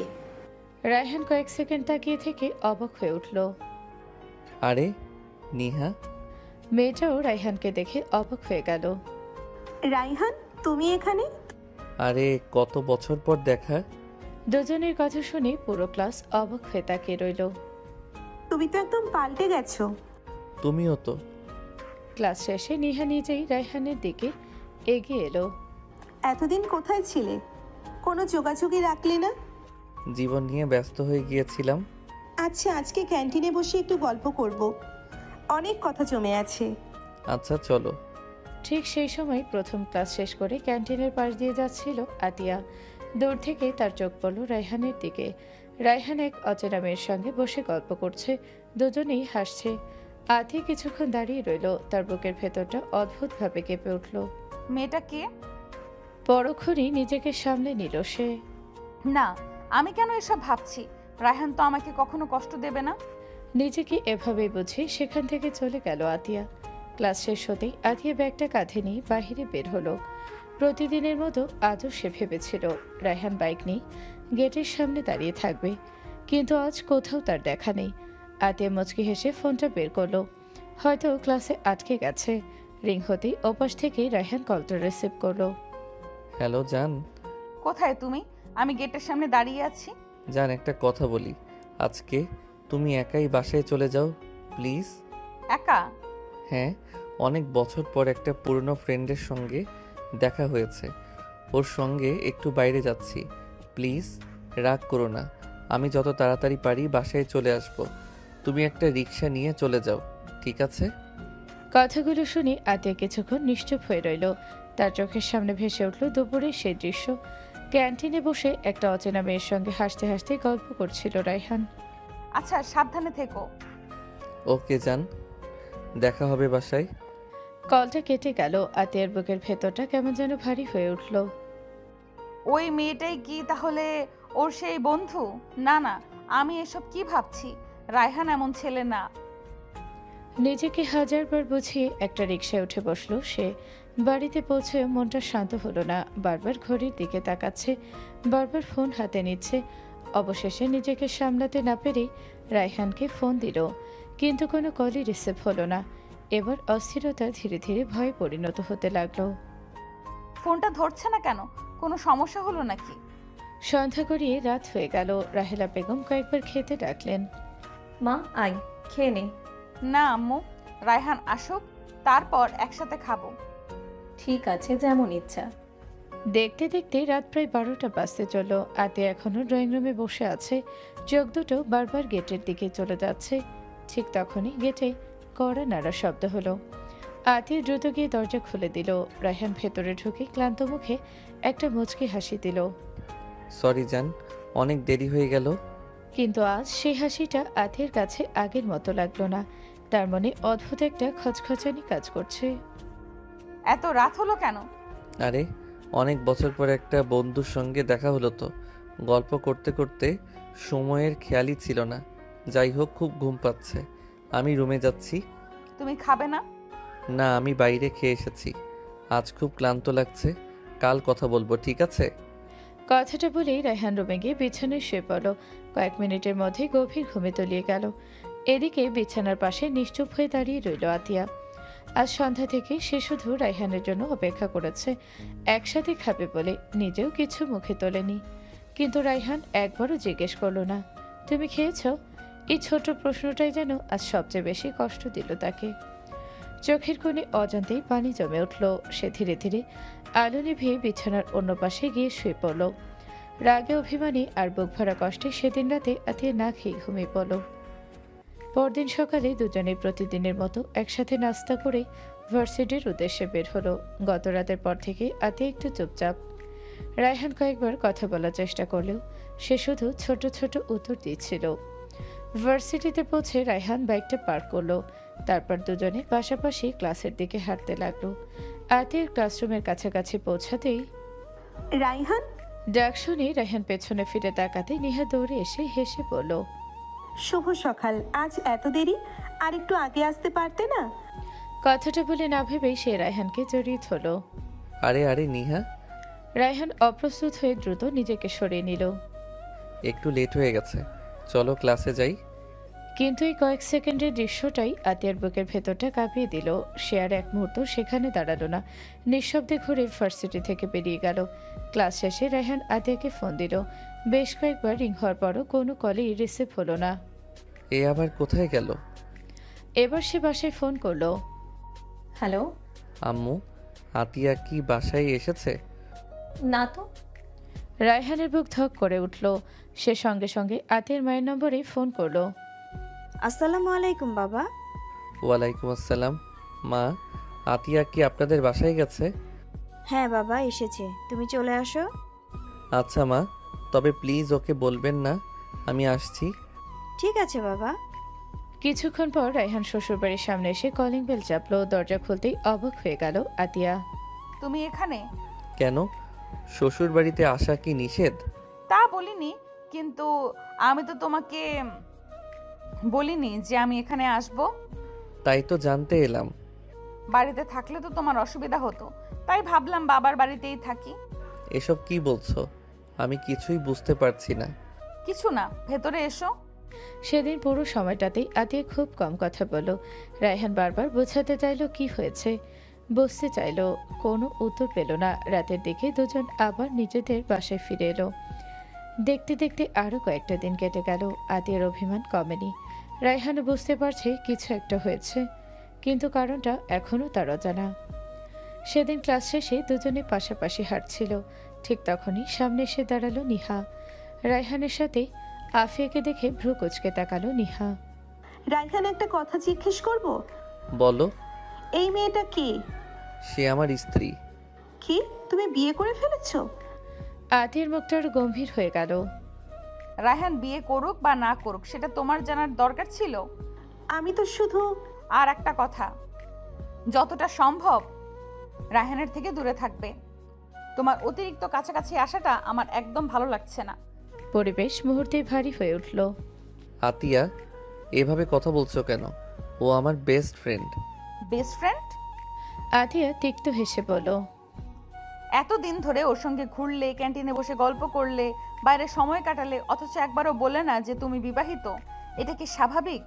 বিষয়টা কখনো ওঠেনি তাই বলিনি, ইচ্ছা করে লুকাইনি। এক মিনিট, তুমি তো দ্বিতীয় বর্ষের ছাত্রী, তাই না? হ্যাঁ, তাতে? তাহলে রায়হান তো প্রথম বর্ষে। তুমি তোমার থেকে 1 বছরের জুনিয়র ছেলেকে বিয়ে করেছো? হ্যাঁ, আমি ওকে ভালোবেসে বিয়ে করেছি। কিন্তু কেন? দুনিয়ায় কি জুনিয়র মেয়ের অভাব ছিল? একটা সিনিয়র মেয়েকে বিয়ে করতে হলো? কথাটা আতিয়ার বুকের মধ্যে তীরের মতো বিঁধল। আমাদের ব্যক্তিগত জীবন, এর ব্যাখ্যা তোমাকে দেওয়ার কোনো প্রয়োজন নেই। আমি তো শুধু... নিহা প্লিজ, এই বিষয়টা এখানেই শেষ করো। শেষ করব কেন? তুমি আমার সবচেয়ে ভালো বন্ধু, আর তুমি হুট করে এমন একটা সিনিয়রকে বিয়ে করে ফেললে। আর এক মুহূর্ত দাঁড়িয়ে থাকতে পারল না আতিয়া। চোখের কোণে জমে থাকা অশ্রু মুছে দ্রুত ক্লাসরুমের দিকে চলে গেল। রায়হান অসহায় দৃষ্টিতে তার চলে যাওয়া দেখলো, মাথায় হাত দিয়ে দীর্ঘশ্বাস ফেলল। লাঞ্চ টাইম, পুরো ক্লাসরুম প্রায় ফাঁকা। কেউ ক্যান্টিনে গেছে, কেউ বন্ধুদের সঙ্গে আড্ডা দিচ্ছে, আর আতিয়া একা জানালার পাশে বসে আছে। গত কয়েকদিনের ঘটনাগুলো বারবার মাথার ভেতর ঘুরপাক খাচ্ছে। ঠিক তখনই দরজার সামনে এসে দাঁড়ালো নেহা। তার ঠোঁটে আত্মতৃপ্তির হাসি। ধীরে ধীরে হেঁটে এসে আতিয়ার সামনে দাঁড়ালো। একটু কথা ছিল। আমার তোমার সঙ্গে কোনো কথা নেই। কিন্তু আমার আছে। নেহা মুচকি হেসে আতিয়ার ডেস্কে হাত রাখলো। জানো, খুব শিগগিরই আমি আর রায়হান বিয়ে করব। তোমার মতো একটা সিনিয়র মেয়ের সঙ্গে ও আর কতদিন সংসার করবে বলো? যেভাবেই হোক রায়হানকে আমি নিজের করে নেব। আতিয়া বিস্মিত চোখে তাকিয়ে রইল। দেখছো না, কয়েকদিন ধরে ও তোমার চেয়ে আমাকে বেশি সময় দিচ্ছে। একই ক্লাস, একই ক্যান্টিন, প্রায় সব সময়ই আমরা একসাথে থাকি। এতেও কি বুঝতে পারোনি আমাদের সম্পর্কটা কোথায় গিয়ে দাঁড়িয়েছে? কি সব আজে বাজে কথা বলছো? আজে বাজে? রায়হানকে আমি ছোটবেলা থেকেই ভালোবাসি। এতদিন বলা হয়নি, তবে খুব শিগগিরই বলে দেব। এরপর দেখো তোমার জায়গাটা কোথায় থাকে। হয়তো করুণা করে তোমাকে বিয়ে করেছে, কিন্তু সমস্যা নেই, আমি ফিরে এসেছি। এবার ওকে আমিই নিয়ে ছাড়বো। কথাগুলো শুনে আতিয়ার রাগ চরমে উঠে গেল। সে ধপ করে বেঞ্চে থেকে উঠে দাঁড়ালো। তোমার সাহস তো কম না, আমার সামনে দাঁড়িয়ে আমার স্বামীকে নিয়ে এসব কথা বলছো। আর আমি তোমার সিনিয়র, কিভাবে কথা বলতে হয় সেটা আগে শিখে আসো। নেহা উচ্চস্বরে হেসে উঠল। সিনিয়র? ও প্লিজ, নিজের থেকে 1 বছরের জুনিয়র ছেলেকে বিয়ে করে আবার এত অহংকার। তার উপর শুনেছি তোমার দুবার বিয়ে ভেঙেছে। এত কিছুর পরও কিভাবে ভাবলে রাইহান তোমাকে সত্যি ভালোবাসবে? আতির বুকটা কেঁপে উঠল। আমি ওকে ছোটবেলা থেকে চিনি, একসাথে বড় হয়েছি। ও কেমন সেটা তোমার চেয়ে অনেক ভালো জানি। তোমাকে শুধু একটা পরামর্শ দিতে এসেছি, চুপচাপ আমাদের জীবন থেকে সরে যাও। না হলে কিভাবে সরাতে হয় সেটা আমার খুব ভালো করেই জানা আছে। আর কয়েকদিন পর হয়তো রাইহান নিজেই তোমাকে ছেড়ে দেবে। আর একটা কথা ভেবে দেখেছো, এতদিন হয়ে গেল তবুও রাইহান আমাকে একবারও বলেনি যে সে বিবাহিত। কেন জানো? কারণ হয়তো ওর মনেও আমার জন্য একটা জায়গা আছে। না হলে এত বড় একটা বিষয় কি কেউ লুকিয়ে রাখে? আর শোনো, সে বিবাহিত এটা নিয়ে আমার কোনো সমস্যাই নাই। আমি ওকে ভালোবাসি। একটা বিয়ে হয়েছে তো কি হয়েছে, প্রয়োজনে দ্বিতীয় বিয়েও হতে পারে। আমি শুধু রাইহানকে চাই। কথাগুলো বলে নেহা ঠোঁট বাঁকিয়ে বিদ্রুপের হাসি হাসল। তবে তোমাকে দেখে সত্যিই আফসোস হয়। নিজের উপর তোমার একটুও লজ্জা করে না? একটা ছেলেকে এভাবে আঁকড়ে ধরে পড়ে আছো, যে ছেলেটা হয়তো মন থেকেই তোমাকে চায় না, তবুও জোর করে সম্পর্কটা ধরে রাখতে চাইছো। সত্যি বলছি, তোমার জন্য করুণাই লাগে। কথাগুলো শেষ করে নিহা উচ্চস্বরে হেসে উঠল। তার সেই তাচ্ছিলের হাসি যেন আতিয়ার বুকের ভেতর ধারালো ছুরির মতো বিঁধতে লাগলো। মুহূর্তেই আতিয়ার চোখ ভিজে উঠল, কিন্তু এত অপমানের পরও সে কোনো উত্তর দিতে পারল না, শুধু নিঃশব্দে দাঁড়িয়ে রইল। কথাগুলো বলেই নিহা ঠোঁটের কোণে বিজয়ের হাসি নিয়ে ক্লাসরুম থেকে বেরিয়ে গেল। পুরো ক্লাসরুম আবার নিস্তব্ধ হয়ে গেল। আতি ধপ করে বেঞ্চে বসে পড়ল। তার মাথার ভেতর যেন হাজারো প্রশ্ন ঘুরপাক খেতে লাগলো। হয়তো নিহা ঠিকই বলেছে, আমি তো সত্যিই অপয়া। দুবার বিয়ে ভেঙেছে। রায়হান কি সত্যিই আমাকে করুণা করে বিয়ে করেছে, নাকি ওর জীবনে আমার জায়গাটা আসলে সাময়িক ছিল? গত কয়েকদিন ধরে রায়হানকে বারবার নিহার সঙ্গে দেখেছে সে দৃশ্যগুলো বারবার চোখের সামনে ভেসে উঠতে লাগলো। অভিমান, কষ্ট আর অনিশ্চয়তা মিলে তার বুকটা ভারী হয়ে গেল। চোখের কোণ বেয়ে নীরবে কয়েক ফোঁটা অশ্রু গড়িয়ে পড়ল। আজ আর তার ক্লাসে মন বসবে না। ব্যাগটা কাঁধে তুলে নিয়ে ধীর পায়ে ক্লাসরুম থেকে বেরিয়ে গেল আতিয়া। বাসায় ফিরল না, সোজা চলে গেল তার খালাতো বোন ইভার বাসায়। দরজা খুলেই ইভা অবাক হয়ে বলল, আরে তুই এই সময় কি হয়েছে? কোনো উত্তর না দিয়ে আতিয়া চুপচাপ সোফায় গিয়ে বসে পড়ল। তার চোখ দুটো লাল হয়ে আছে, যেন অনেকক্ষণ ধরে কান্না করেছে। আতিয়া, কি হয়েছে বলতো? কিছু না। আমাকে লুকিয়ে লাভ নেই, তোর মুখটাই সব বলে দিচ্ছে। এতক্ষণ নিজেকে সামলে রাখলেও এবার আর পারল না আতিয়া। ইভার কাঁধে মাথা রেখে কেঁদে ফেলল। আগে শান্ত হ, তারপর খুলে বল। আতিয়া শুরু থেকে শেষ পর্যন্ত সব ঘটনা ইভাকে বলল। সব শুনে ইভা কিছুক্ষণ চুপ করে রইল। দেখ, আমার মনে হয় তুই তাড়াহুড়ো করে সিদ্ধান্ত নিচ্ছিস। বিষয়টা আরেকবার ভালোভাবে জেনে নে। আমার বিশ্বাস রায়হান ভাইয়া এখানে কোনো ভুল নেই। জানি না ইভা, কিন্তু আমার ভীষণ কষ্ট লাগে। আগে আমি ওর সঙ্গে কথা বলতে না চাইলেও ও জোর করে কথা বলতো, আমাকে হাসানোর চেষ্টা করতো, দুষ্টুমি করতো। আর এখন যেন সব কিছু বদলে গেছে। আমি অপেক্ষা করি আর ও অন্য কারোর সঙ্গে সময় কাটায়। আমার খুব কষ্ট হয়। ঠিক তখনই আতিয়ার ফোনে একের পর এক নোটিফিকেশন আসতে শুরু করলো। সবগুলোই রায়হানের। কোথায় তুমি? প্লিজ একবার আমার কথাটা শোনো।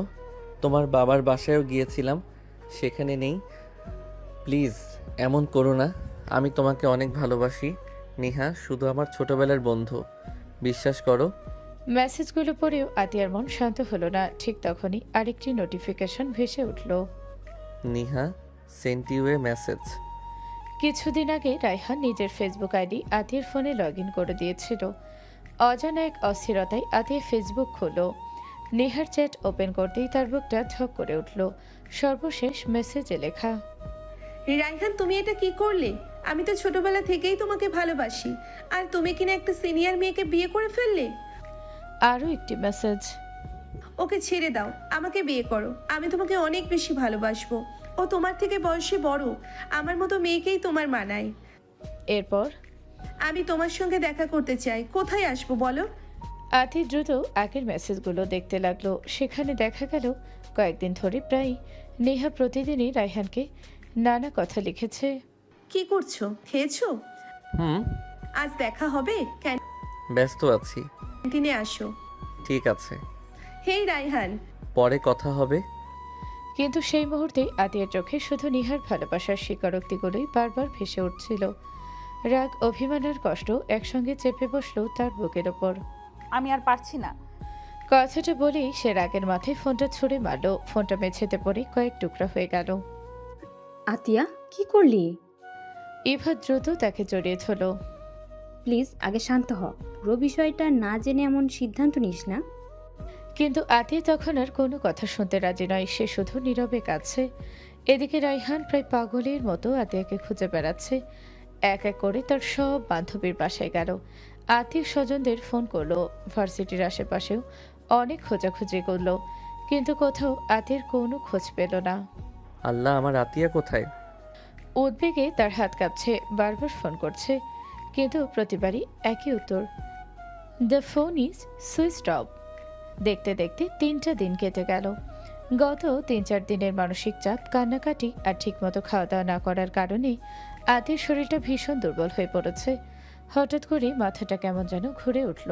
চোখের সামনে সব কিছু ঝাপসা লাগছে। পেটের ভেতর অদ্ভুত অস্বস্তি হচ্ছে। কোনো কিছুই যেন ভালো লাগছে না। মনে হচ্ছে বমি চলে আসবে। আতি তাড়াতাড়ি মুখে হাত চেপে অশ্রমের দিকে দৌড়ে গেল। কিছুক্ষণ পর বমি করে বেরিয়ে এলো। মুখটা একেবারে ফ্যাকাশে হয়ে গেছে। কি হলো আতিয়া, ঠিক আছিস তো? সকাল থেকেই কেমন অস্বস্তি লাগছে, মাথাও ঘুরছে। হয়তো কয়েকদিন ঠিকমতো না খাওয়ার জন্য এমন হচ্ছে। ইভা চিন্তিত হয়ে গেল। সে আলতো করে আতির কপালে হাত রাখল। জ্বর নেই, তবু তার মনটা অজানা এক দুশ্চিন্তায় ভরে গেল। না, আর কোনো কথা নয়। এখনই ডাক্তারের কাছে যাব। শরীর খারাপকে অবহেলা করা ঠিক হবে না। আতিয়া কিছু বলতে চাইলেও ইভার উদ্বিগ্ন মুখটা দেখে আর কিছু বলতে পারল না। ধীরে ধীরে দুজনে ডাক্তারের উদ্দেশ্যে বেরিয়ে পড়ল।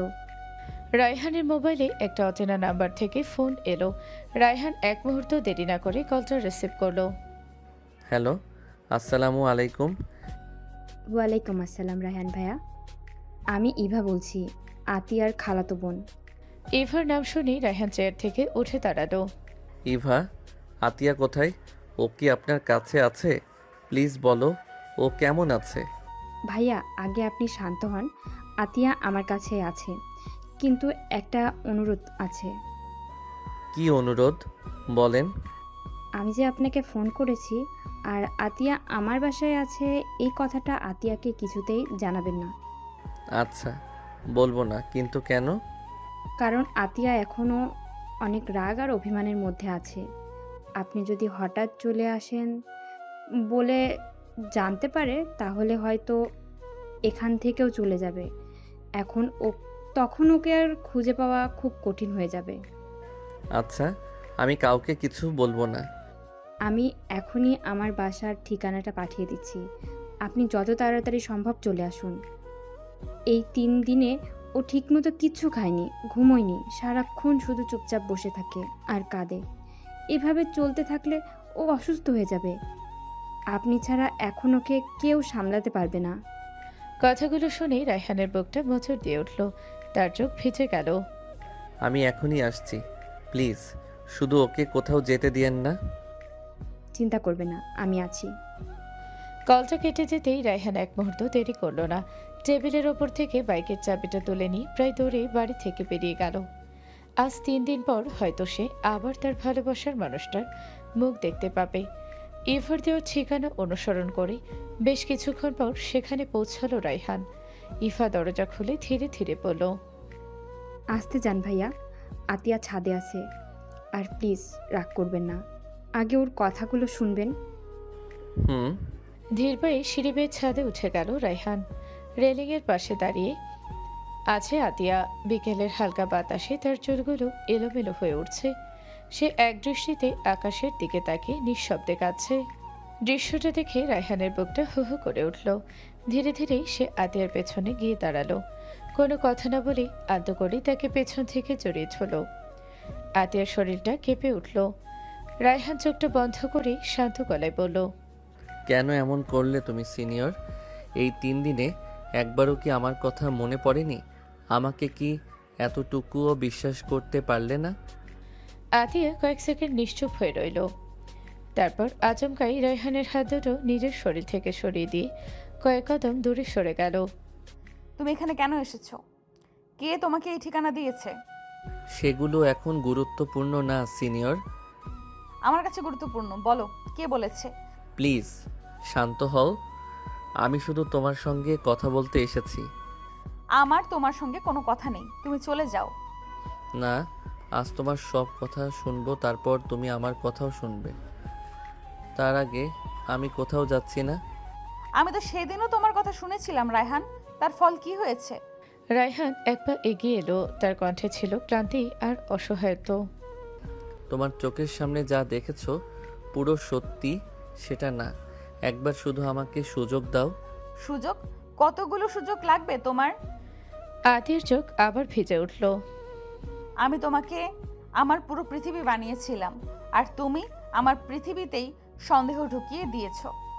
রায়হান কিছুক্ষণ মাথাটা নিচু করে দাঁড়িয়ে রইল। চারপাশে নীরবতা, শুধু হালকা বাতাসের শব্দ আর আতিয়ার চাপা কান্না। রায়হান ধীরে ধীরে এক পা এগিয়ে এলো। আমি জানি তুমি আমার উপর অনেক রাগ করে আছো, তোমার রাগ করার অধিকার আছে, কিন্তু প্লিজ আমাকে অপরাধী বানানোর আগে একবার আমার কথাটাও শোনো। কি শুনবো? যে মেয়েটা তোমাকে ভালোবাসে সে দিনের পর দিন তোমার সঙ্গে কথা বলছে, আর তুমি আমাকে একবারও বলনি। আমি উত্তর দাও। দেখো, আমি তো তোমাকে বলেছিলাম যে আমার পুরনো ফ্রেন্ডের সাথে আমি দেখা করেছি, কথা বলেছি। কেন, তোমার কি মনে নেই? কিন্তু তোমার সাথে আমার অনেক আগেই তাকে পরিচয় করিয়ে দেওয়ার দরকার ছিল। এটা আমার ভুল হয়েছে। আর সেই ভুলের শাস্তিটা আমি পেলাম। আদি চোখের পানি মুছে রায়হানের দিকে তাকালো। জানো আমার কষ্টটা কোথায়? নিহা তোমাকে ভালোবাসে এটা না, আমার কষ্ট হচ্ছে তুমি আমাকে বিশ্বাস করে সবটা বলনি। স্বামী স্ত্রীর সম্পর্কে সবচেয়ে বড় জিনিসটাই তো বিশ্বাস। তুমি সেই বিশ্বাসটাই ভেঙে দিয়েছো। আমি ভুল করেছি, কিন্তু বিশ্বাস করো আমি কখনো তোমাকে ঠকাইনি। নিহা শুধু আমার ফ্রেন্ড, দ্যাটস ইট। আমি ভাবিনি বিষয়টা এত দূরে চলে যাবে। আর তুমি আমাকে কিন্তু শুধু থেকেই ভুল বুঝছো। নিহা আমার ফ্রেন্ড, তাই আমি ওকে ফ্রেন্ডের মতোই ট্রিট করেছি, কিন্তু আমি বুঝিনি কখনো যে নেহা এমন একটা কাজ করবে। আমি শুধু পুরনো ফ্রেন্ড হিসেবে তার সাথে কথা বলেছি, এর থেকে বেশি কিছু না। বিশ্বাস করো। তাহলে তোমাকে কেন বলেছে আমাকে ছেড়ে ওকে বিয়ে করতে? আর তুমি যে বিবাহিত সেটা কেন এতদিন ওর কাছে গোপন ছিল? এই কাজটাকে তুমি ঠিক করেছো রায়হান? রায়হান কিছুক্ষণ চুপ করে দাঁড়িয়ে রইল, তারপর দীর্ঘশ্বাস ফেলে শান্ত গলায় বলল, দেখো, আমি তোমাকে বেশি কিছু বলবো না, শুধু এতটুকুই বলবো আমি তোমাকে ভীষণ ভালোবাসি। আর তুমি যে প্রশ্ন করছো আমি কেন নিহাকে বলিনি যে আমি বিবাহিত, তার উত্তর একটাই, আমাদের মধ্যে এমন কোনো আলোচনা কখনোই হয়নি। একটা পুরনো বন্ধুর সাথে যখন হঠাৎ করে দেখা হয় তখন তাদের সাথে যেমন কথা হওয়া দরকার আমাদের মাঝে তেমন কথাই হয়েছে। এখন সে কি করছে বা এতদিন কি করেছিল এগুলো নিয়ে কথা হয়েছে, কখনো এমন কিছু আসেনি সামনে যে আমি বিবাহিত, সেটা তাকে জানাবো। আর যেদিন সামনে বিষয়টা এসেছে সেদিনই আমি ওকে বলেছি আমি বিবাহিত, আমি আমার স্ত্রীকে ভালোবেসে বিয়ে করেছি। আমি কখনো জানতামই না যে নিহা আমাকে ভালোবাসে। আমরা ছোটবেলা থেকে একসাথে পড়েছি, একসাথে বড় হয়েছি, তাই ওকে সবসময় ফ্রেন্ড হিসেবেই দেখেছি। রায়হান পুনরায় একটা দীর্ঘ নিঃশ্বাস ছেড়ে বলল, তুমি শুধু দেখেছো নিহা আমাকে কি কি লিখেছে, কিন্তু আমি ওর জবাবে কি লিখেছি সেটা একবারও দেখার চেষ্টা করনি। আদিয়া মাথাটা নিচু করে রইল, তার চোখ বেয়ে টপ টপ করে পানি পড়ছে। আমি শুধু একটা কথাই বলতে চাই, যদি তোমার বিন্দু মাত্র সন্দেহ থাকে যে আমি তোমাকে ভালোবাসি না অথবা অন্য কোনো মেয়ের প্রতি আমার কোনো অনুভূতি আছে, তাহলে তোমার আমার কাছে ফিরে আসার কোনো প্রয়োজন নেই। কারণ বিশ্বাস কখনো জোর করে আদায় করা যায় না, বিশ্বাস মানুষ নিজের ইচ্ছাই করে। আমি এমন কোনো কাজ করিনি যার জন্য তুমি আমাকে অবিশ্বাস করবে। এতদিন তোমার পেছনে ঘুরেছি, তোমাকে ভালোবেসে বিয়ে করেছি, তারপরও যদি তোমার মনে হয় আমি তোমার সঙ্গে বিশ্বাসঘাতকতা করেছি তাহলে এখানে আমার আর কিছু বলার নেই। রায়হানের চোখ ভিজে উঠল।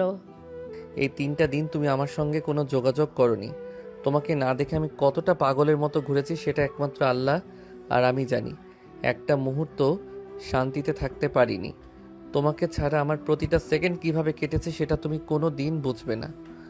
কিছুক্ষণ থেমে সে মৃদু হেসে বলল, সবশেষে শুধু একটা কথাই বলবো, আমি তোমাকে অনেক বেশি ভালোবাসি। হয়তো তুমি আজও আমার ভালোবাসার গভীরতাটা বুঝতে পারোনি। আজ আমি তোমাকে তোমার নিজের সিদ্ধান্তের উপরে ছেড়ে দিলাম। যেদিন তোমার মনে হবে আমি সত্যিই শুধু তোমাকেই ভালোবেসেছি, সেদিন আমার ভালোবাসার মূল্যটা বুঝবে। সেদিন নিজে থেকেই আমার কাছে ফিরে এসো, আমি অপেক্ষা করব। আর একটা কথা মনে রেখো, আমার মনের দরজাটা কোনোদিন তোমার জন্য বন্ধ হবে না। যত ঝড়ই আসুক, সেই দরজায় শুধু তোমারই অধিকার থাকবে। তুমি ছাড়া অন্য কাউকে আমি কোনোদিন সেই জায়গাটা দিতে পারবো না। কথাগুলো বলেই রায়হান ধীরে ধীরে সিঁড়ি বেয়ে নিচে নেমে গেল। একবারও পিছনে ফিরে তাকালো না। আতিয়া একই জায়গায় স্থির হয়ে দাঁড়িয়ে রইল। তার বুকের ভেতরটা যেন মোচড় দিয়ে উঠছে, সব কিছু এলোমেলো লাগছে। ঠিক তখনই ইভা ধীরে ধীরে তার পাশে এসে দাঁড়ালো। সে পুরো কথোপকথনটাই শুনেছে। আতিয়া, তুই আজ জীবনের সবচেয়ে বড় ভুলটা করেছিস। কখনো একপাক্ষিকভাবে কিছু জেনে কাউকে অবিশ্বাস করতে নেই, কিন্তু তুই সেটাই করেছিস।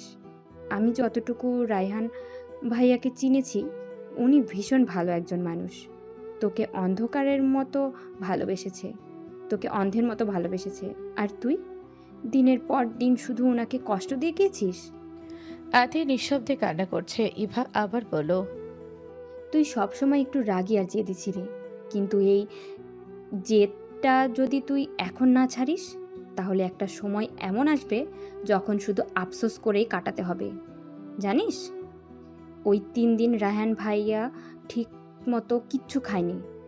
তোর খোঁজে তোর সব বান্ধবীর বাসায় পর্যন্ত গিয়েছে, প্রায় পাগলের মতো খুঁজেছে তোকে। আর তুই বলছিস নিহার কথা? যদি ভাইয়ার মনে অন্য কিছু থাকতো, তাহলে প্রথম দিনই কি তাকে নিহার সামনে নিজের স্ত্রী বলে পরিচয় দিত? কখনোই না, বরং লুকিয়ে রাখতো। কিন্তু উনি সবার সামনে গর্ব করে বলেছে, শি ইজ মাই ওয়াইফ। এত কিছুর পরও তুই ওনাকে ভুল বুঝলি? ইভার প্রতিটা কথা আতিয়ার বুকের ভেতর ছুরির মতো বিঁধতে লাগলো। সে বুঝতে পারছে রাগের মাথায় সে হয়তো সত্যি অনেক বড় ভুল করে ফেলেছে। চোখের পানি আর আটকাতে পারল না, অঝরে কাঁদতে লাগলো সে। কিন্তু কোনো উত্তর দিল না। হঠাৎ করে দ্রুত নিচে নেমে বাড়ি থেকে বেরিয়ে গেল। আতিয়া, কোথায় যাচ্ছিস? আতিয়া একবারও পেছনে তাকালো না। কয়েক মুহূর্ত পর সে তার বাবার বাড়িতে পৌঁছে গেল। কাপা হাতে কলিং বেল চাপতেই দরজাটা খুলে দিলেন আতিয়ার আম্মু। দরজা খুলেই মেয়ের কান্না ভেজা মুখটা দেখে তিনি এক মুহূর্তের জন্য থমকে গেলেন। পরক্ষণেই হাত ধরে তাকে ঘরের ভেতর নিয়ে এলেন। তোর মতো মেয়ে জন্ম দিয়ে আমি আজ সত্যি আফসোস করছি। এত ভালো একটা ছেলে, এত ভালো একটা পরিবার পেয়েও তুই তাদের এত কষ্ট দিলি। ছেলেটা গত 3 দিন ধরে পাগলের মতো ঘুরছে, না ঠিক মতো খেয়েছে, না ঘুমিয়েছে, না নিজের দিকে কোনো খেয়াল রেখেছে। কয়েকবার আমাদের বাসায় এসেছে শুধু তোর খোঁজ নিতে। আর তুই তুই কি করলি? আতিয়া মাথাটা নিচু করে দাঁড়িয়ে আছে, চোখ দিয়ে অনবরত পানি পড়ছে। ছেলেটা তোর জন্য কত কিছু করেছে জানিস? সব মানুষের কথা উপেক্ষা করে তোকে বিয়ে করেছে, তোকে সম্মান দিয়েছে, ভালোবেসেছে, আগলে রেখেছে। আর তুই রিপিট, সব মানুষের কথা উপেক্ষা করে তোকে বিয়ে করেছে, তোকে সম্মান দিয়েছে, ভালোবেসেছে, আগলে রেখেছে। আর তুই তুই সেই ছেলেটার ভালোবাসার দাম এভাবে দিলি? আমি ভাবতেই পারছি না ওর এই সুন্দর স্টুডেন্ট লাইফটাও তোর জন্য এলোমেলো হয়ে গেল। ওর অপরাধটা কি ছিল? শুধু তোকে ভালোবাসা? ঠিক তখনই আতিয়ার আব্বু ড্রয়িং রুমে এসে দাঁড়ালেন। তার চোখে মুখে স্পষ্ট রাগ আর হতাশা। আমি তোকে রাজকন্যার মতো বড় করেছি, ভেবেছিলাম বড় হয়ে তুই আমাদের মুখ উজ্জ্বল করবি, কিন্তু আজ তোর কাজের জন্য মাথা নিচু হয়ে যাচ্ছে। এত ভালো একটা স্বামী, এত ভালো একটা পরিবার সব পেয়েও কেন তাদের কষ্ট দিচ্ছিস? সবসময় শুধু নিজের দিকটা ভাবলে হয় না মা। কিছুক্ষণ থেমে তিনি আবার বললেন, রায়হান আমাকে সব খুলে বলেছে, আমি নিজেও বিষয়টা খোঁজ নিয়ে দেখেছি। মিয়া ইচ্ছা করেই তোকে এসব বলেছে। ওর উদ্দেশ্য ছিল তোদের দুজনের মধ্যে দূরত্ব তৈরি করা, শুধু রায়হানকে নিজের করে পাওয়ার জন্য। আর তুই একবারও সত্যিটা যাচাই করার চেষ্টা করলি না। তুই তো ওর থেকে 1 বছরের সিনিয়র।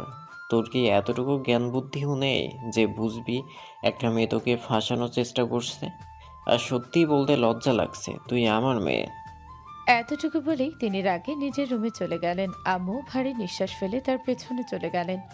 পুরো বাড়িটা নিস্তব্ধ হয়ে গেল। আতিয়া ধপ করে সোফায় বসে পড়ল, হাওয়া করে কাঁদতে লাগলো। নিজের উপরই প্রচণ্ড রাগ হচ্ছে তার। সে কি করেছে? একবারও সত্যিটা জানার চেষ্টা করেনি। হঠাৎ তার মনে পড়ল ভাঙা ফোনটা। তাড়াতাড়ি ফোনটা হাতে নিল। অনেক কষ্টে স্ক্রিন অন করে আবারও রায়হানের ফেসবুক আইডিতে ঢুকলো। ফোনটা ভেঙে যায়, ঠিকমতো কাজ করছে না। তো বসে একে একে মেসেজগুলো খুলল। আর পরের মুহূর্তেই তার বুকটা যেন থেমে গেল। রায়হানের পাঠানো মেসেজগুলো ছিল: শোনো নিহা, আমার জীবনের একমাত্র নারী আতিয়া। আমি ওকে ভীষণ ভালোবাসি আর সারা জীবন ভালোবাসবো। তুমি আমাদের সংসারে যে ঝামেলা সৃষ্টি করেছো তার জন্য আমি তোমাকে কোনোদিন ক্ষমা করব না। আমি তোমাকে নিজের বেস্ট ফ্রেন্ড ভেবেছিলাম, কিন্তু তুমি যে পেছন থেকে এভাবে আঘাত করবে সেটা কখনো কল্পনাও করিনি। আমাকে বিয়ে করার কথা আর কোনোদিন বলবে না। আমি তোমাকে কখনোই বিয়ে করব না। প্রয়োজনে সারা জীবন একাই থেকে যাব, তবুও আতিয়া ছাড়া অন্য কোনো নারীকে আমার জীবনে জায়গা দেব না। যদি জানতাম তুমি এমন করবে তাহলে কোনো দিন তোমার মতো বন্ধুকে আমার জীবনে জায়গা দিতাম না। আজ থেকে আমার সঙ্গে কোনো ধরনের যোগাযোগ করার চেষ্টা করবে না। I hate you. I love only Atiya. She is my wife. মেসেজগুলো পড়ে আতিয়ার হাত থেকে ফোনটা মেঝেতে পড়ে গেল। সে দুহাত দিয়ে নিজের মুখ চেপে ধরে কাঁদতে লাগলো। আমি আমি কি করে পারলাম? একবারও ওর কথাটা শুনলাম না, শুধু অন্যের কথা বিশ্বাস করে ওকে এতটা কষ্ট দিলাম। ঠিক তখনই আবার কলিং বেলের শব্দ ভেসে এলো। আতিয়া চোখের পানি মুছে দরজার দিকে এগিয়ে গেল। দরজা খুলতেই সে অবাক হয়ে গেল। সামনে দাঁড়িয়ে আছে নিহা, কিন্তু আজ তার মুখে সেই অহংকার নেই। চোখ দুটো কান্নায় লাল। পরের মুহূর্তে নিহা হঠাৎ আতিয়ার পায়ে লুটিয়ে পড়ল। আপু, আমাকে ক্ষমা করে দিন প্লিজ। আমি অনেক বড় ভুল করেছি। আমি রাইহানকে ভালোবাসতাম। সেই ভালোবাসা থেকেই আপনাকে মিথ্যা কথা বলেছি। আপনাদের আলাদা করতে চেয়েছিলাম, কিন্তু বিশ্বাস করুন আমাদের মধ্যে বন্ধুত্ব ছাড়া অন্য কোনো সম্পর্ক কোনোদিনই ছিল না। আমি মিথ্যা বলেছিলাম। প্লিজ আপু, আমাকে ক্ষমা করে দিন। আতিয়া স্তব্ধ হয়ে দাঁড়িয়ে রইল। তার মুখ দিয়ে কোনো কথাই বের হলো না। নেহা চোখের পানি মুছে ধীরে ধীরে উঠে দাঁড়ালো। আমি আমার শাস্তি পেয়ে গেছি। রাইহান আমাকে সব জায়গা থেকে ব্লক করে দিয়েছে। আপনি প্লিজ রাইহানকে আর কষ্ট দেবেন না। আপনার মতো করে কেউ ওনাকে ভালো রাখতে পারবে না। এতটুকু বলেই নেহা ধীরে ধীরে সেখান থেকে চলে গেল। আতিয়া দরজার সামনে স্থির হয়ে দাঁড়িয়ে রইল। আজ নিজের সব ভুল তার চোখের সামনে পরিষ্কার হয়ে গেছে। সে রায়হানকে যতটা কষ্ট দিয়েছে তার 1000 ভাগের 1 ভাগ কষ্ট রায়হান কোনোদিন পাওয়ার যোগ্য ছিল না। তার চোখ দিয়ে আবারও অঝরে অশ্রু গড়িয়ে পড়তে লাগলো। আর নিজেকে সামলে রাখতে পারল না আতিয়া। পরের মুহূর্তেই ছুটে বেরিয়ে গেল রায়হানদের বাড়ির উদ্দেশ্যে। বেশ কিছুক্ষণ পর রায়হানদের বাড়ির কলিং বেল বেজে উঠল। দরজা খুলেন রাহেলা বেগম। দরজার সামনে কান্নায় ভেঙে পড়া আতিয়াকে দেখে তিনি মুহূর্তের জন্য স্তব্ধ হয়ে গেলেন। মা, এতদিন কোথায় ছিলি? আমার ছেলেটা যে একেবারে ভেঙে পড়েছে। কেন ওকে এত কষ্ট দিলি? আতিয়া নিজেকে ধরে রাখতে পারল না। সে হাওয়া করে কেঁদে উঠল। আমাকে ক্ষমা করে দিন আম্মু, আমি অনেক বড় ভুল করেছি। আমি আর কোনোদিন এমন করব না, প্লিজ আমাকে মাফ করে দিন। রায়হান কোথায়? রাহেলা বেগম মায়া ভরা হাতে আতির চোখের পানি মুছে দিলেন। উপরে নিজের রুমে আছে, যা মা। আর এক মুহূর্ত দেরি করল না আতিয়া। দ্রুত সিঁড়ি বেয়ে তাদের রুমের সামনে এসে দরজা খুলতেই থমকে গেল। রায়হান জানালার পাশে দাঁড়িয়ে আছে, হাতে জ্বলন্ত সিগারেট, চোখ দুটো লাল হয়ে আছে। দৃশ্যটা দেখে আতিয়ার বুকটা মোচড় দিয়ে উঠল। সে দৌড়ে গিয়ে রায়হানের হাত থেকে সিগারেটটা কেড়ে নিয়ে মেঝেতে ফেলে দিল। পা দিয়ে নিভিয়ে দিল আগুনটা। রায়হান বিস্মিত চোখে তাকিয়ে রইল। আতিয়া আতিয়া হাঁটু গেড়ে বসে পড়ল। 2 হাতে শক্ত করে রায়হানের হাত ধরে কাঁদতে কাঁদতে বলল, আমাকে ক্ষমা করে দাও রায়হান। আমি কখনো ভাবিনি আমি এত বড় ভুল করে ফেলবো। আমি তোমাকে ভুল বুঝেছিলাম, অন্যের কথা বিশ্বাস করেছি। বিশ্বাস করো, নিহার কথা শুনে আমার ভীষণ কষ্ট হয়েছিল। মনে হচ্ছিল হয়তো তুমি আমাকে করুণা করে বিয়ে করেছো। আমার জন্য হয়তো তোমার জীবনটা নষ্ট হয়ে গেছে। এই কথাগুলোই আমাকে পাগল করে দিয়েছিল। আমি কিছুই বুঝতে পারিনি। কান্নায় তার গলা ভারী হয়ে এলো। প্লিজ আমাকে ফিরিয়ে দিও না। আমি তোমাকে অনেক ভালোবাসি। আমি আর কোনোদিন তোমাকে অবিশ্বাস করব না, শুধু একবার আমাকে ক্ষমা করে দাও। রায়হানের চোখও ভিজে উঠল। সে আলতো করে আতিয়ার চোখের পানি মুছে দিল, তারপর মৃদু হেসে বলল, আমি তো তোমাকে আগেই বলেছিলাম, যেদিন তুমি নিজের ইচ্ছায় আমার কাছে ফিরে আসবে সেদিনও আমার মনের দরজাটা শুধু তোমার জন্যই খোলা থাকবে। দেখলে আমি কথা রেখেছি। আতিয়া মাথাটা নিচু করে কাঁদতে লাগলো। আমি শুধু এতটুকুতেই খুশি। তুমি তোমার ভুলটা বুঝতে পেরেছো, কিন্তু একটা কথা মনে রাখবে, কখনো কারো একতরফা কথা শুনে নিজের সবচেয়ে আপন মানুষটাকে অবিশ্বাস করবে না। স্বামী স্ত্রী সম্পর্কের সবচেয়ে বড় শক্তি হলো বিশ্বাস। সেই বিশ্বাসটা কখনো ভেঙে ফেলো না। না, আমি আর কোনো দিন এমন করব না, আমি কথা দিচ্ছি। পরের মুহূর্তেই রায়হান আতিয়াকে নিজের বুকের মাঝে শক্ত করে জড়িয়ে ধরল। আতিয়াও আর নিজেকে আটকাতে পারল না। সে রায়হানের বুকে মুখ লুকিয়ে অঝরে কাঁদতে লাগলো। বেশ কিছু মিনিট পর আতি নীরবে রায়হানের বুকের মধ্যে মাথা রেখে দাঁড়িয়ে রইল। তার ঠোঁটের কোণে লাজুক একটা হাসি, হৃদস্পন্দন যেন আগের চেয়েও দ্রুত হয়ে উঠেছে। জানো, আজ তোমাকে এমন একটা সুখবর দেব যেটা শুনলে হয়তো এতদিনের সব কষ্ট এক মুহূর্তেই ভুলে যাবে। তাই নাকি? বলো তো শুনি, কি সেই সুখবর আমার রাগী সিনিয়র? আতি ধীরে ধীরে মাথা তুলে লাজুক চোখে রায়হানের দিকে তাকালো। রায়হান মুচকি হেসে ভ্রু নাচিয়ে অপেক্ষা করতে লাগলো। কি হলো, বলছো না কেন? আতিয়া কিছুক্ষণ চুপ করে রইল।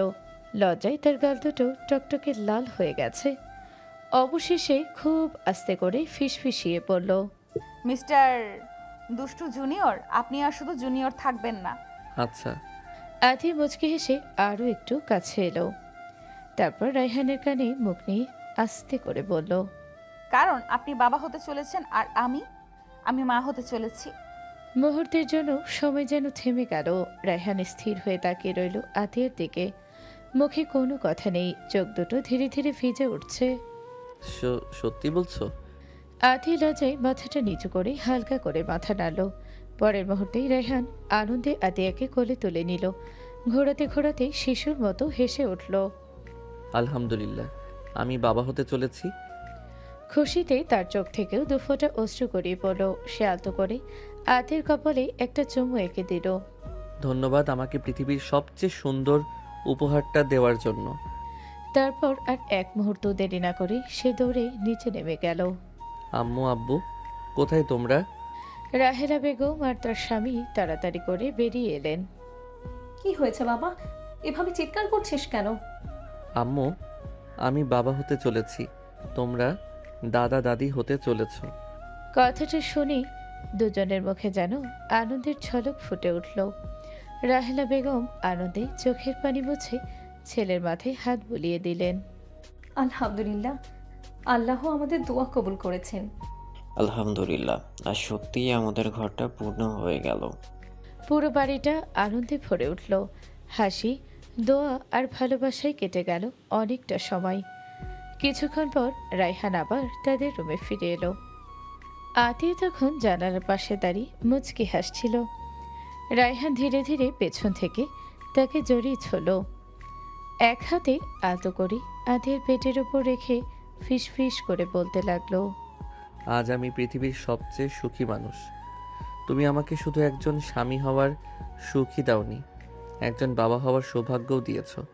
I really love you my জান। আমিও তোমাকে অনেক ভালোবাসি, আর এখন থেকে আমাদের ভালোবাসার সবচেয়ে সুন্দর পরিচয় আমাদের ছোট্ট রাজকুমার কিংবা রাজকুমারী। রায়হান মুচকি হেসে আবারও আতিয়াকে নিজের বুকের মধ্যে জড়িয়ে নিল। এত বড় খুশির খবরটা আমার কাছ থেকে লুকিয়ে রাখলে কেন? আমি তো লুকিয়ে রাখতে চাইনি, আমি গতকাল জানতে পেরেছি শরীর অসুস্থ ছিল, তাই আমি ইভা ডাক্তারের কাছে নিয়ে যাই। তখনই আমি জানতে পারি যে আমি মা হতে চলেছি। আর এই জন্যই ইভা কল দিয়ে বলেছে আমাকে মানিয়ে নিতে, কিন্তু তখন তোমার উপর আমার এত রাগ ছিল যে কিছুই বুঝতে পারিনি। এটা কিন্তু একদম ঠিক করনি। এমন একটা খবর আমাকে সঙ্গে সঙ্গে জানানো উচিত ছিল। তাহলে কি আর তোমাকে একা একা এখানে আসতে দিতাম? তোমার আর আমাদের ছোট্ট বাবুটার কতটা খেয়াল রাখতাম। আতিয়া মুচকি হেসে রায়হানের বুকে আলতো করে একটা চাপড় দিল। আচ্ছা আচ্ছা, হয়ে গেছে মিস্টার জুনিয়র, এবার এত বকবক বন্ধ করুন। এই এখন থেকে কিন্তু আমাকে আর জুনিয়র বলা যাবে না। তাই নাকি? তাহলে কি বলে ডাকবো? এখন আমি একজন হতে চলা বাবা, আমার একটা আলাদা সম্মান আছে, বুঝেছো? আহা গো, আমাদের মিস্টার জুনিয়র বাবা হতে চলেছেন। কথাটা বলেই আতিয়া খিলখিল করে হেসে উঠল। রায়হান ভান করে রাগ দেখালেও পরক্ষণেই নিজেও হেসে ফেল। আলতো করে আতিয়ার কপালে ঠোঁট ছুঁয়ে দিয়ে বলল, তুমি না সত্যি আমাকে পাগল করে দাও। আর তুমি তুমি তো আমার জীবনের সবচেয়ে সুন্দর সিদ্ধান্ত। আই লাভ ইউ আমার রাগী সিনিয়র।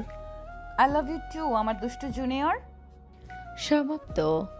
হ্যালো ভিউয়ার্স, গল্পটি ভালো লাগলে একটি লাইক, কমেন্ট, শেয়ার অ্যান্ড চ্যানেলটি সাবস্ক্রাইব করতে ভুলবেন না।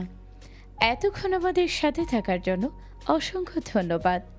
ভালো থাকবেন। আল্লাহ হাফেজ।